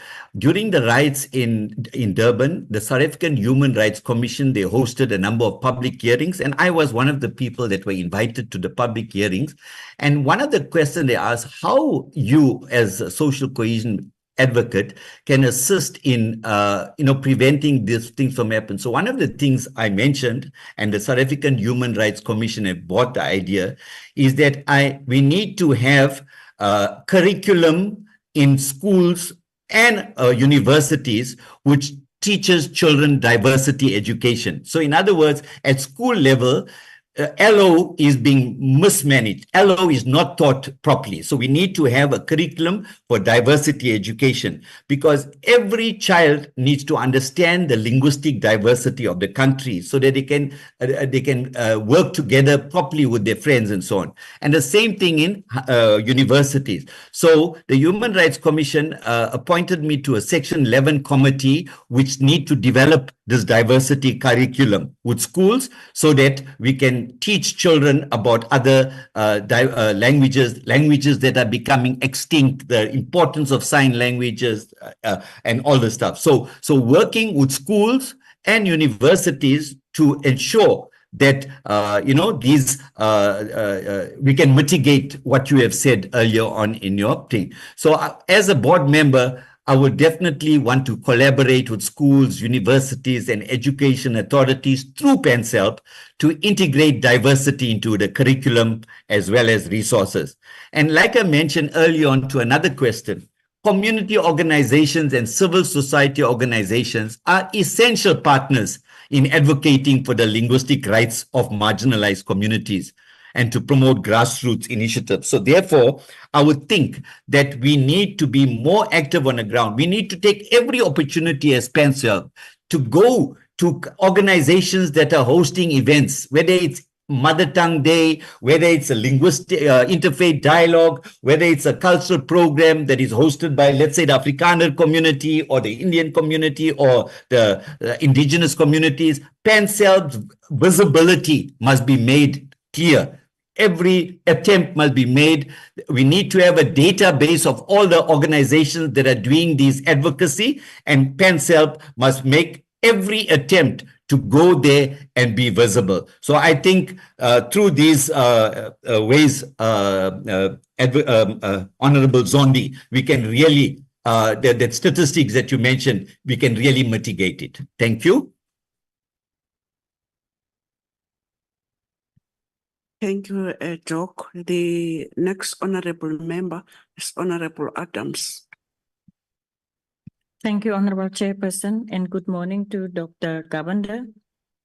Dr. Govender, my question to you, if you were to be appointed to PanSALB, what government systems would you put in place to ensure that fraud and corruption does not take place within the organization? I thank you. That's an absolutely important question for the simple reason, Madam Chair. At everything that we do, we need to be transparent. We need to be accountable to the taxpayers that pay our salaries and to make sure. So what I think is very, very vital is that every attempt must be made to ensure that in everything that we do, whether it's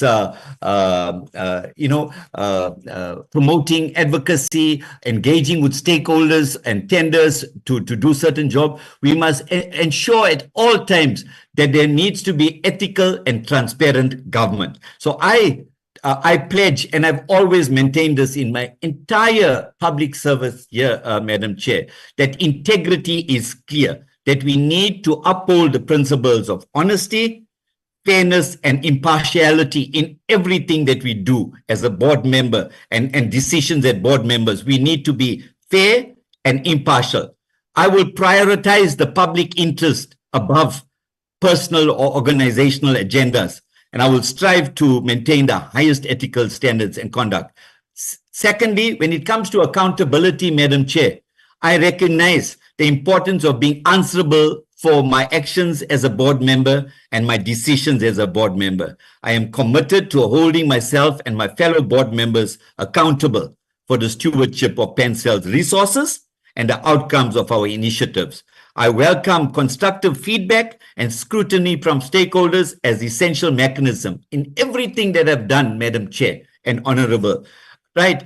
Everything. We need to always get feedback, whether it's positive or negative, from our stakeholders, and we need to act on it. It must not be a box-ticking exercise that we got feedback, but we need to make sure that we act on it. Then in everything that we do, Advocate, we need to also ensure, Honorable Adams, that everything we do, we need to be transparent. We need to emphasize the importance of transparency as a cornerstone of effective governance. Without being transparent, governance is gone down the drain. I am always committed, Madam Chair, to promote openness and accessibility in PanSALB operations, decision-making processes, and communication. And you know what? In my close to 40 years of government or public service, I've been recognized as an ethical leader. Hence, I've been given numerous awards, Madam Chair. I was given the MEC's award in KZN for the best director in the department, and for 3 years in a row, I've been given the most successful director of the Department of Arts and Culture. I've been also awarded by the Business Chamber of KZN. So all these recognitions is because of my ethical leadership that I've always promulgated, and I've been rewarded by being honored by these awards nationally, as well as recently I've been given an Unsung Heroes Award by a group of organizations in South Africa, in KZN, that have identified unsung heroes who have been using ethical leadership in order to do community work, and I've been one of the recipients of an Unsung Heroes Award. So I come with this very, very, ethical and transparent background, Madam Chair and Honorable Zondi. Adams, sorry. Thank you, Dr. Govender. Honorable members, any follow-ups? Even Honorable Mteta on the virtual is saying that the network is bad, is happy, is not do any follow-up. Can we take this opportunity again, thanking you, Doctor? We are saying that we are happy that you accept our apology of calling you on a Sunday. But we cannot do otherwise. Can we say we are hoping that amongst 24, we're supposed to have 25. I've forgotten to mention to other candidates that one candidate withdrew on the last minute. We are going to forward our recommendations to the ministry. As chairperson, I'm not yet sure what the members' scores are, and then from there, we'll hear from the committee. This process will try to look at it on a day which is going to follow next week. Surely from there, the department will communicate with your good selves. Thank you very much for your time. Do you want to say something before we release you to these members, to the community listening out there? Thank you. Thank you, Madam Chair. I would want to thank the committee for shortlisting me, and I promise and I pledge my total support. My knowledge, my experience, my expertise will really benefit being a member of the Pan-South African Language Board. I come with a wealth of knowledge and experience, and I'm passionate, and I believe in this twilight years of my career, I believe that I can make a valuable contribution to PanSALB. So I would like to thank you immensely for giving me this opportunity, and going forward, whatever the outcome is, I will still ensure that PanSALB is given the attention it deserves. Thank you so much, Madam Chair. Thank you so much. Now we are releasing you. Go well. Thank God you. bless you. Thank you to you and the team. Thank you, Honorable Toana. Thank you. Honorable members, now we're going to call the last candidate, Mr. Toana.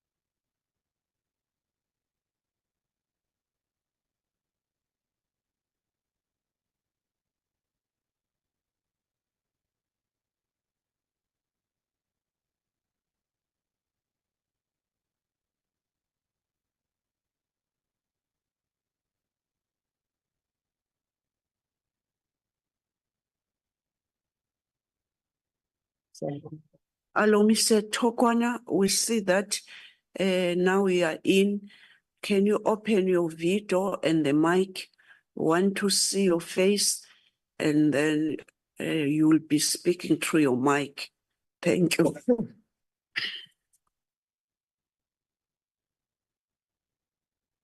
Mr. Toana.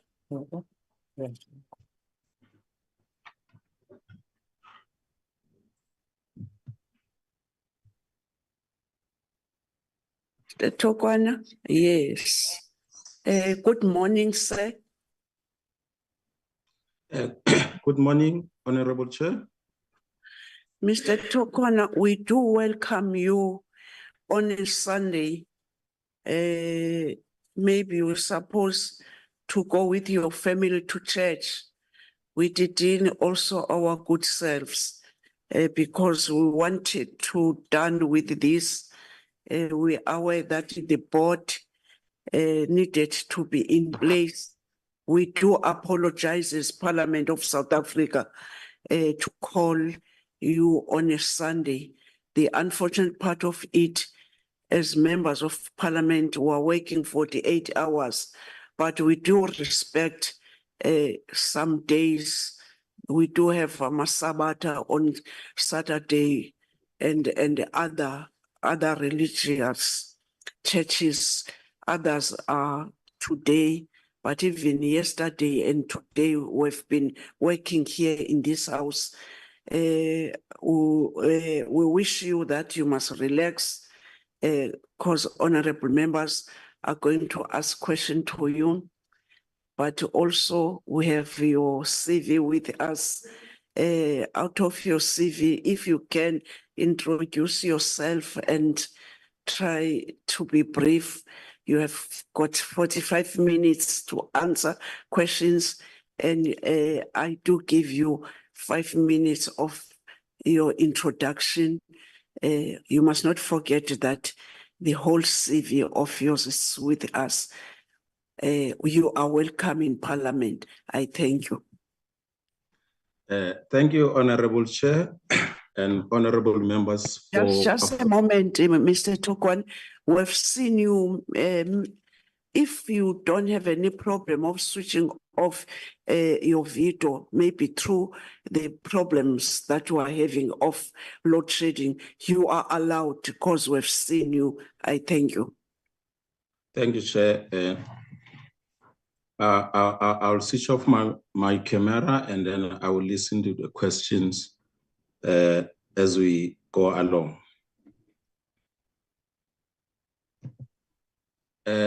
First and foremost, thank you for the opportunity, Chair, and the honorable members for affording me this opportunity to appear in front of the committee and present myself. My background, it's around human resources and labor relation issues. What motivated me to apply for this particular position is to discharge and contribute towards the advancement and mandate of the Pan-South African Language Board from the HR governance point of view. With regards to my qualification, I have an honors in business management with special emphasis on HR, postgraduate in labor relations, and currently finalizing my master's in management, also putting an emphasis on talent management. And I believe with my exposure previously, having worked for Pan-South African Language Board as a senior HR manager there, somehow know the culture of the organization, which will, I believe it will be beneficial for this particular committee and for if I were to be appointed for the board. And I have an exposure to participate in the Appeals Advisory Committee of the Gauteng Development and Economic and Development in Gauteng, where I assist the MEC in terms of the appeal-related cases. I believe my exposure will assist moving forward the mandate of Gauteng of Pan-South African Language Board. I thank you. Thank you for that information.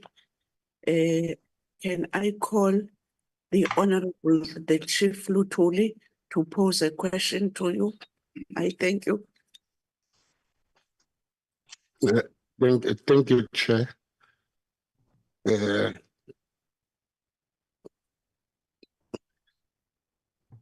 My question to Toana is as follows. Give us your understanding of having a board member with the oversight role, responsibilities for the strategic human resource issues facing the entity. If you were to be appointed to be a board, what role would you play in relation to the existing human resource operations? I thank you. Thank you, Honorable Lutuli.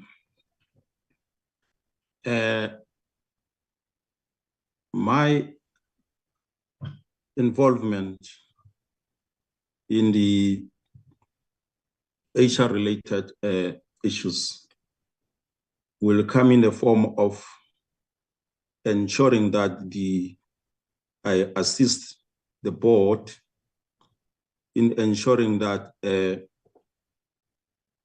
the overall strategic objectives of Pan-South African Language Board, its mission and vision, it's aligned with the best practice in terms of strategic management.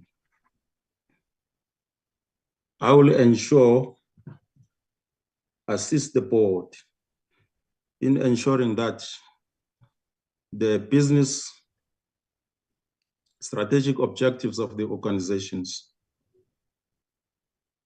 are well aligned with the overall strategic of the Pan-South African Language Board. Pan-South African Language Board.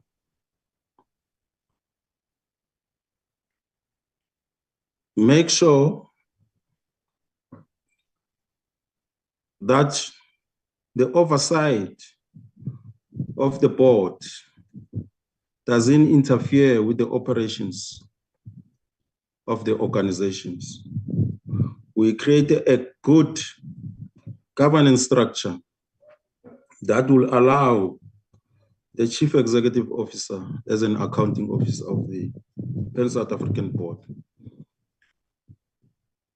to ensure with its EXCO that they look at the operations of the Pan-South African Language Board in order to fulfill the mandate of the Pan-South African Language Board, which is to ensure that they promote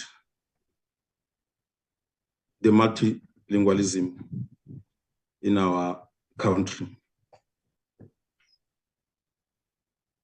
My expertise will come in a form that will come up with the structures that will assist the organization in the form of coming up with the good governance policies that will assist the organization to move forward.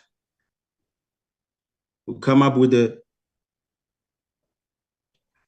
policies that will assist the organization in terms of conflict management between the board as well as the entire organization. I will thank you. Thank you, Mr. Toana. The next honorable member is Honorable Joseph.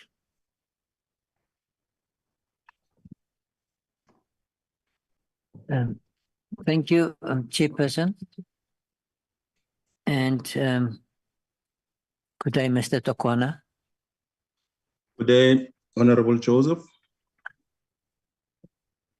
My question to you is, what is your broad understanding of the legislative framework governing human resources management in South Africa and its implications? How would you ensure that it is applied by PanSALB? Thank you. Thank you, Honorable Joseph. My understanding is that it is very crucial that from an HR point of view, if I were to be appointed to assist the board, more particularly on the HR committee, to advance the pillars of good governance in the organization, such as PanSALB. The framework dictates that there should be a clear separation of segregation of duties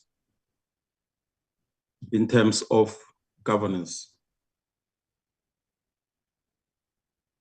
I will ensure that the board execute its mandate within the framework of HR framework. Ensure a good governance with the general staff in the organization, its provincial offices, ensure that we capacitate the provincial offices in terms of human capital in line with the framework. Empower our language practitioners in provincial offices, which serves as our full soldiers in terms of executing the mandate of PanSALB African Language Board. The issue of ethics is very important in the execution of the mandate of the board. At all times, we'll make it a point that we comply with our legislative framework in terms of good governance in relation to HR related projects in the organization. I thank you. Thank you, Mr. Toana. Let me call now Honorable Malomane to pose a question. I thank you. Thank you, Honorable Chair. Greetings to you, Mr. Toana. My question to you, it will be, what is your understanding of the internal audit and enterprise risk management, and how will you apply this to PanSALB? Thank you. Thank you, Honorable Malimane. My understanding in relation to audit and risk enterprise is as follows. Internal audits serve as a tool to assess the compliance in terms of whether the organization adheres to their internal policies. We have two types of internal audit. In this instance, I'll focus on an internal audit. It will be very prudent for the organizations to follow its own policies to assist the internal audit to assess if the organization is it really complying to their own internal rules.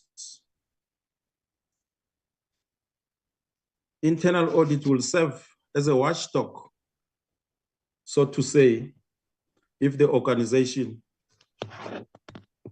is playing by its own rules. And it will, from an external point of view, your auditor generals will come in the form of checking whether the organization is following its own rules, more particularly, are they complying with the PFMA, your treasury regulations, in executing their own duties? To determine whether the organization is managing their financial affairs in line with the PFMA. Therefore, auditing is very crucial in the organization. With regard to enterprise, risk enterprise, it is very important that the organization will have a risk enterprise plan to cap the maladministrations and financial misconducts in the organization. Ensure that they have corrupt hotlines programs to assist and cap any risk that the organization may find themselves in. regularly conduct risk assessment, background checks to ascertain that the organization is not exposed to risk, come up with mitigating risk factors where risk seem to appear. Work in line with the audit and risk committees to assist to cap any risk that the organization may be exposed. Have a risk register to assist the organization to keep track of its activities and come up with the mitigating factors where risk seem to appear. I will thank you, Honorable Malibane. Thank you, Ms. Toana, Mr. Toana, I'm sorry. Now the next honorable member is Honorable Zondi. Thank you, Chairperson, and good afternoon to Mr. Toana. Your next question from me: a stronger board means a stronger organization. The current governance structure in place has resulted in an organization focused on its core mandate. If you were to be appointed to PanSALB, what steps would you take to ensure that the development of human resources are prioritized to improve the functioning of the organization to maintain the stability? Thank you. Thank you, Honorable Zondi, for your question. First and foremost, Skills Development Act serves as a guide as to how the organization can come up with policies which will assist to come up with programs, training programs that will assist to capacitate the staff complement of the organization. It will be important to ensure that you afford an opportunity the organization to come up with personal training programs that will assist the employees to identify programs, training programs that are aligned to their specific focus area of responsibility. In so doing, it will assist the training unit of the organizations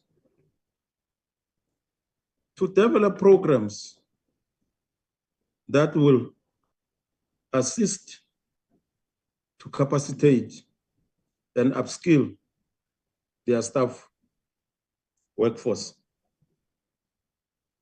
One way one can do is to collaborate with institutions of higher learning, where we come up with programs that are specific to the core mandate of the Pan-South African Language Board. Programs, short programs that will assist our workforce to upskill their knowledge,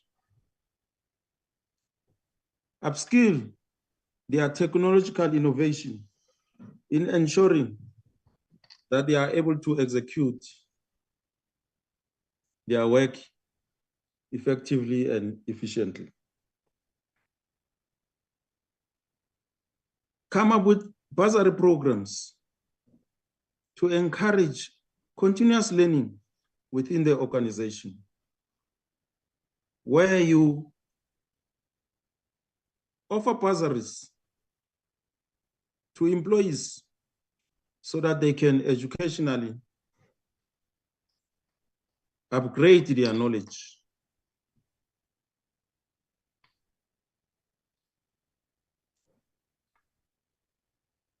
Come up with programs that will ensure that their knowledge remains relevant at all times. I'll thank you, Chair. Thank you, Mr. Toana.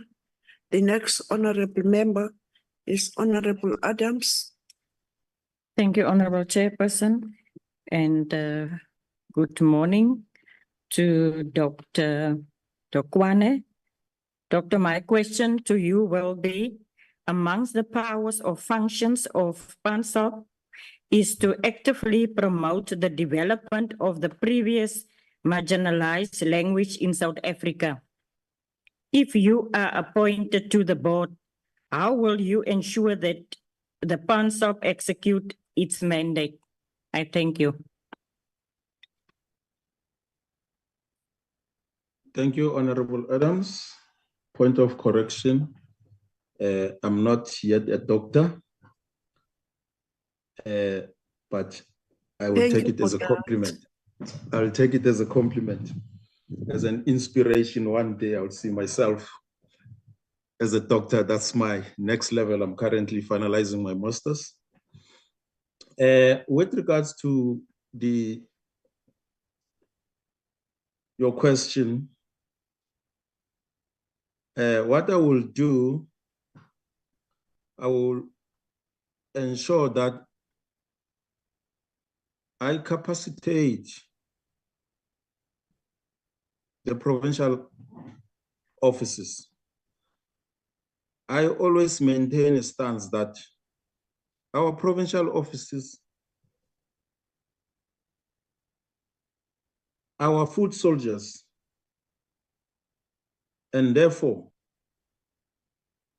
those are the offices that needs to be empowered and capacitated, and more so, ensure that they are properly allocated funding so that they are able to come up with programs, have community forums, partner with educational institutions,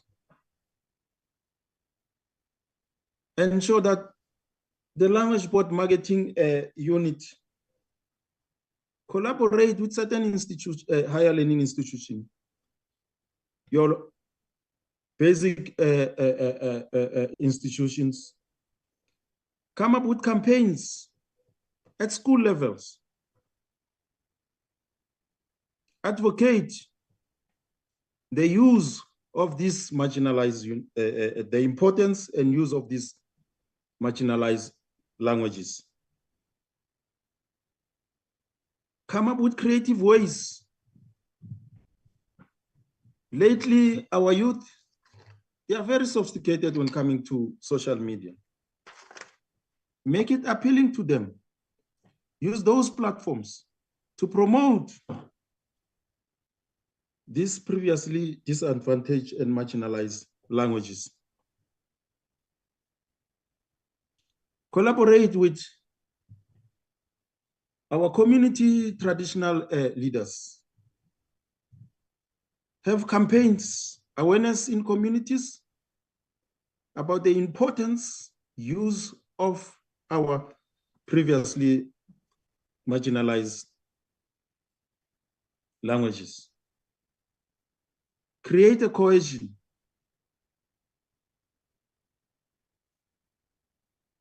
create a platform where people in our communities are able to have a say in the development of their own languages, understand what is their needs, and work on their own basis.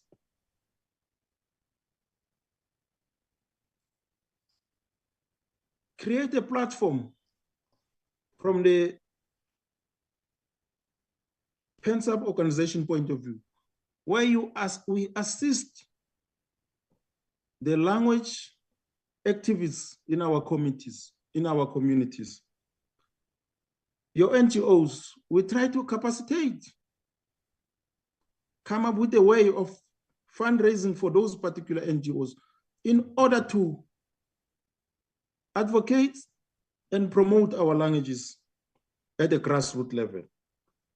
These NGOs and NPOs are closer to our communities. They know exactly the challenges that our communities are facing in relation to language. And then we use that database of the information that we're gathering on the floor to come up with policies that will assist in advising this committee as to how best can we amend our legislations in relation to the promotion and development of our previously marginalized languages. I will thank you, Honorable Adams. Thank you, Mr. Toana. Honorable members, are there any follow-up questions? Thank you, honorable members. Mr. Toana, we are coming to the end of the part of questions to you. Thank you so much for your time, that today you are not with your family, you are not in church, but surely they do understand that you want also to assist the nation through what just now you are saying, that PanSALB need to assist in creating of awareness of these languages, especially to those disadvantaged communities. But in all, in your closing remarks to us, we are giving you the time to say whatever you want to say to the committee. But the process now, it's going to be left with the members to do a scoring out of 24 candidates, which you are amongst those candidates, and then forwarding the information to the department. You'll get the results from the department. Wishing you the best. To you, Mr. Toana. Thank you, Honorable Chair. I'll reiterate again to thank the Portfolio Committee to grant me this golden opportunity to be part of this interview. And I hope with my background in HR, I will assist the board, if I were to be appointed, to move the mandate of the Pan-South African Language Board. As you may noted in my CV, I had an opportunity to be part of the board previous boards while I was still with the organization. I assisted the board in the form of a secretariat, the sub-HR committee of the board then. That has given me a better understanding of how the board operates. And I'm currently exposed in my line of duty. From time to time, I serve in the HR committee where I present on behalf of the organizations. So of late, I'm also appointed as a appeals advisory member for the MEC of the Gauteng Economic Development on issues of HR, more particularly on the labor space. So I'm a well-rounded HR person, and perhaps that I know PanSALB African Language Board, it will put me in a better position because I understand their culture. With that said, I thank you for the opportunity the Portfolio Committee has afforded me to come and present myself in front of you. I thank you, Chairperson and the honorable members. Thank you, Chair. Thank you, Mr. Toana. On behalf of these members who are saying good luck, thank you so much for your time. Thank you. Now we can release you. Thank you, Chair.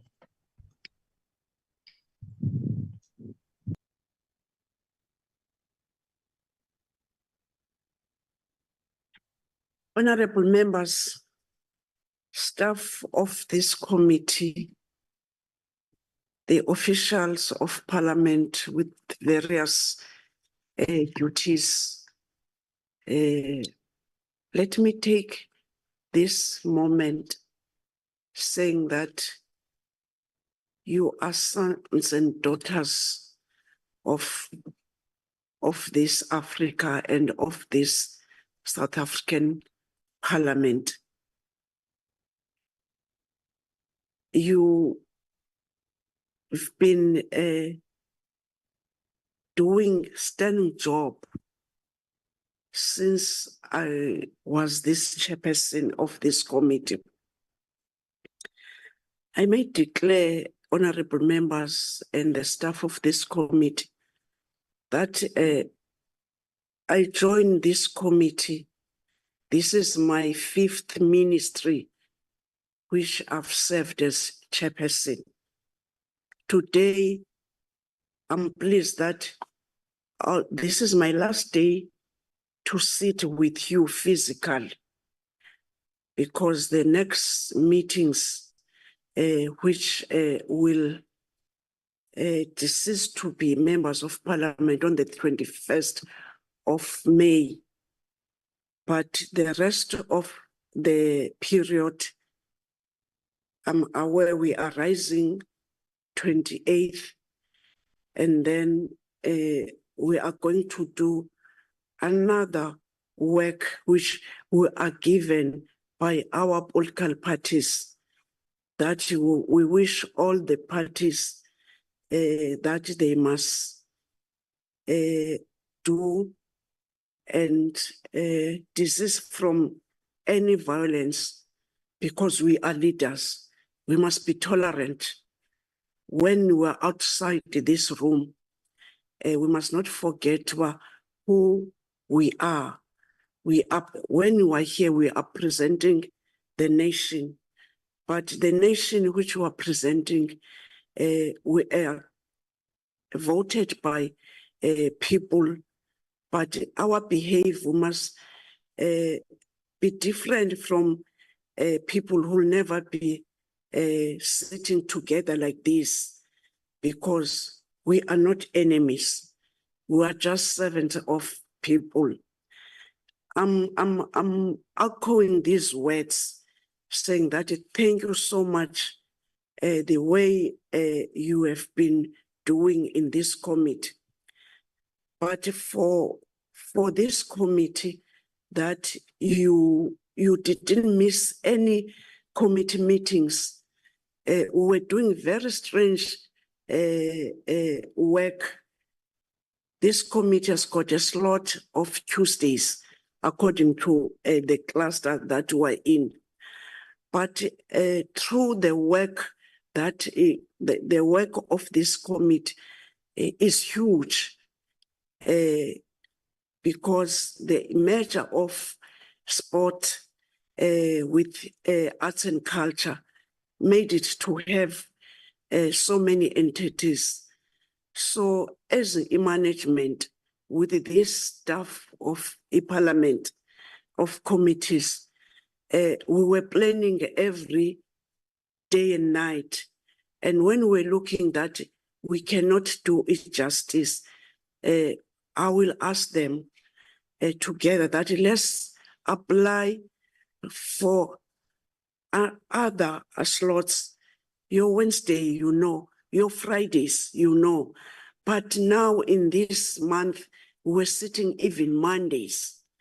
I wish that this committee can get honorable members like your good self when I will be enjoying with one grandson as a grandmother. I'm proud of living in parliament. The knowledge that I'm having is not the knowledge about me. I've taken some advices from you members of parliament, let alone to the secretariat of this department and of this parliament. The way that they were dedicated in doing their work, having a chairperson who's not sleeping, who's calling them whilst they are having their families, Saturdays, midday, 12 o'clock in the morning. I was thinking that one day I will get someone from Nihau. I once be a worker, I once be a Trapoa member, and then a Potwa member. But because I've seen that one day, if we can allow that, we must vote them to be members of parliament, I was going to pick and saying that they are so committed. Doc, I'm giving you this history of this committee. Whilst you have answered, you have been seeing what we're doing. Today, we're coming to the end of these interviews. I'm hoping that we'll do it justice to these candidates.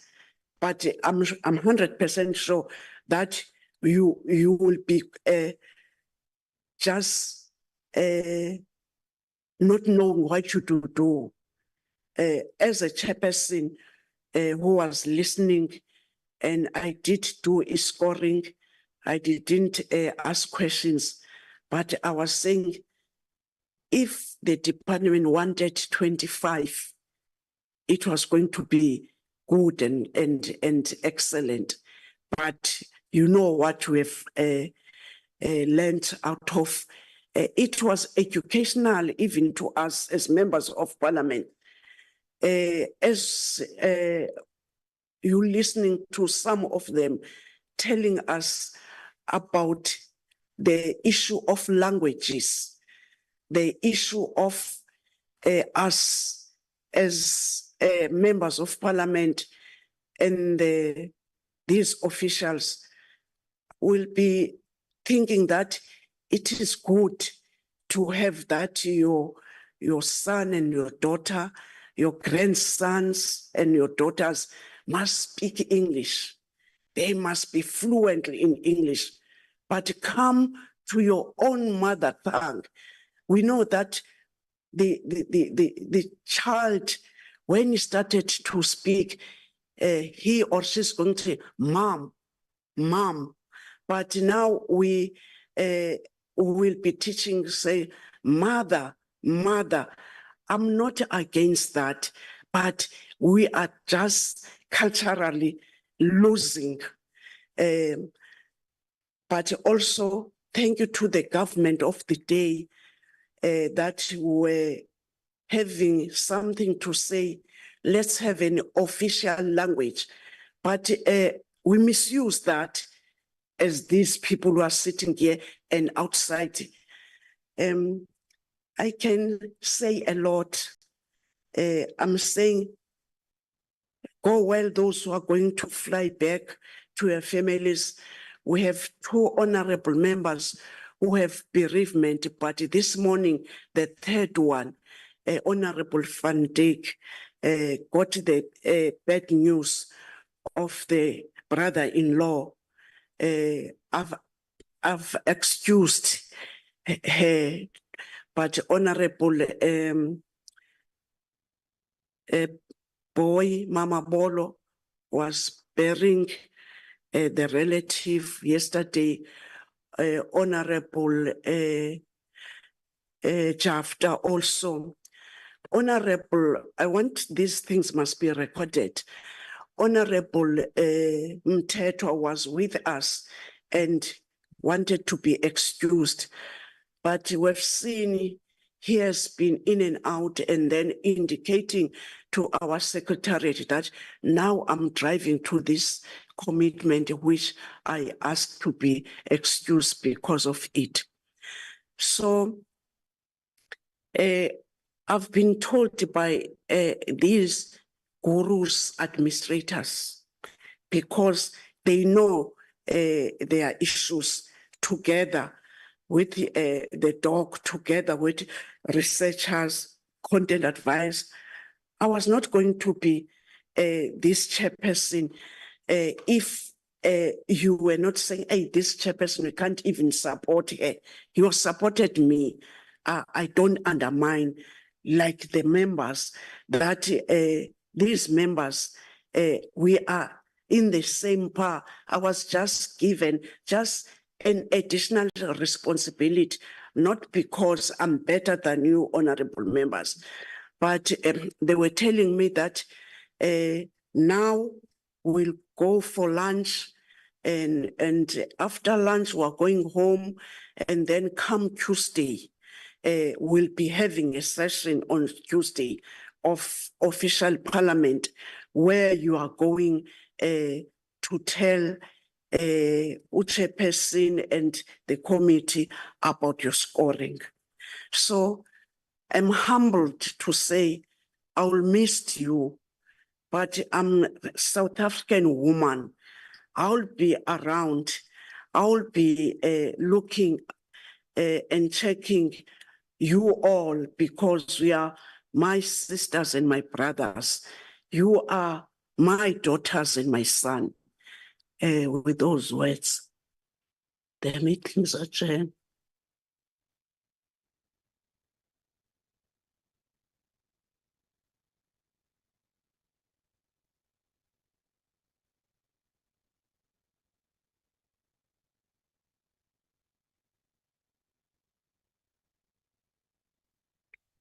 Sigqibile. We've finished Clar and Refetis. I don't know whether any member want to say words. I was also bevalile.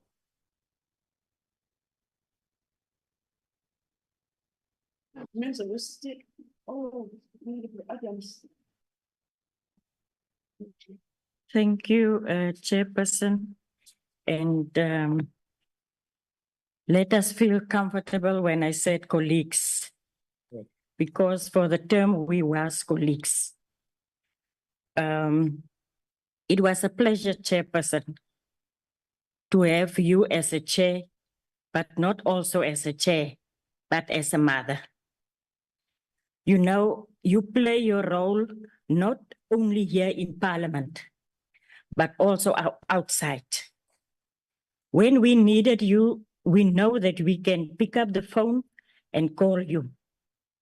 Even it's late at night, sometimes past 12, past 1 in the morning, the two of us send messages to each other so that we can have that confidence that the work of tomorrow will be a success.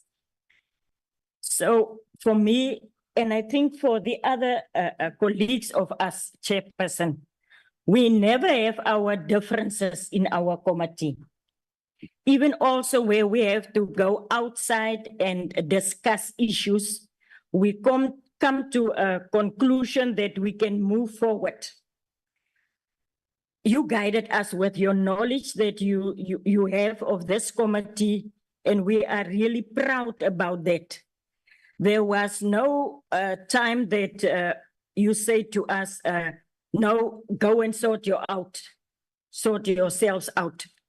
So, Chairperson, you must know that your phone will continuously ringing, because that you are leaving us with knowledge that we will have to use for the future.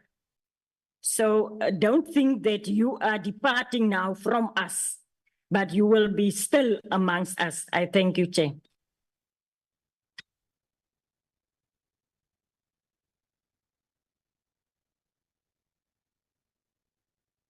Thank you, Chairperson. I take this opportunity just to say thank you to all the members and the chairperson of this committee for the opportunity I had and my colleagues to receive the guidance and to participate in this committee and in Parliament representing our people. And Chairperson, I'm also not coming back to Parliament. And it was a 12-year experience for me between Parliament and the province. And I think that all I can say today is we have a democracy that was hard-earned, and many people have made sacrifices. And I think we, in our term and our years that we have served, have done it for future generations to come. And I hope that everybody who has been participating in Parliament as members have had that in mind, is to create a better future than our past. I also want to thank the staff and all the support, various categories of staff, the department, that have supported us and made us, this committee, successful. When I, in my caucus last week, said that, as you said, this committee have 28 entities, the members didn't know the amount of work, and that we meet 3 times a week at times. So I think this committee and this department needs more relevance in Parliament and government, a bigger budget to carry out its mandate. But I thank you, Chairperson, for your role, your leadership, and to the members in this committee. Yes, we are members, but we will always be a family in South Africa. As one of the candidates said it, one nation, many languages, one nation. That is who we are in our diversity. Thank you, Chairperson. All the best. God bless you. God bless all.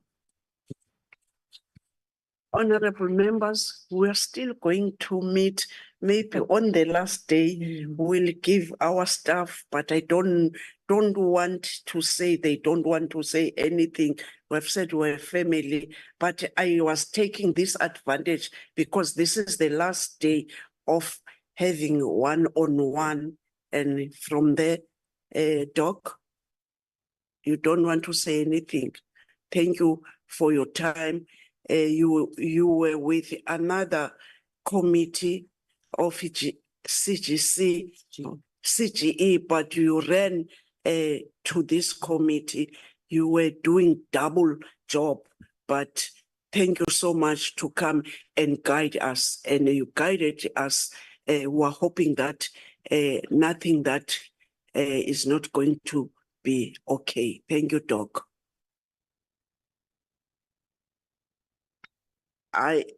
My group, siqedile, we are clear. Nkosi, nakubantu bebesenzele le session that we must be on live. Thank you so much, even to you. You are not forgotten. Thank you so much.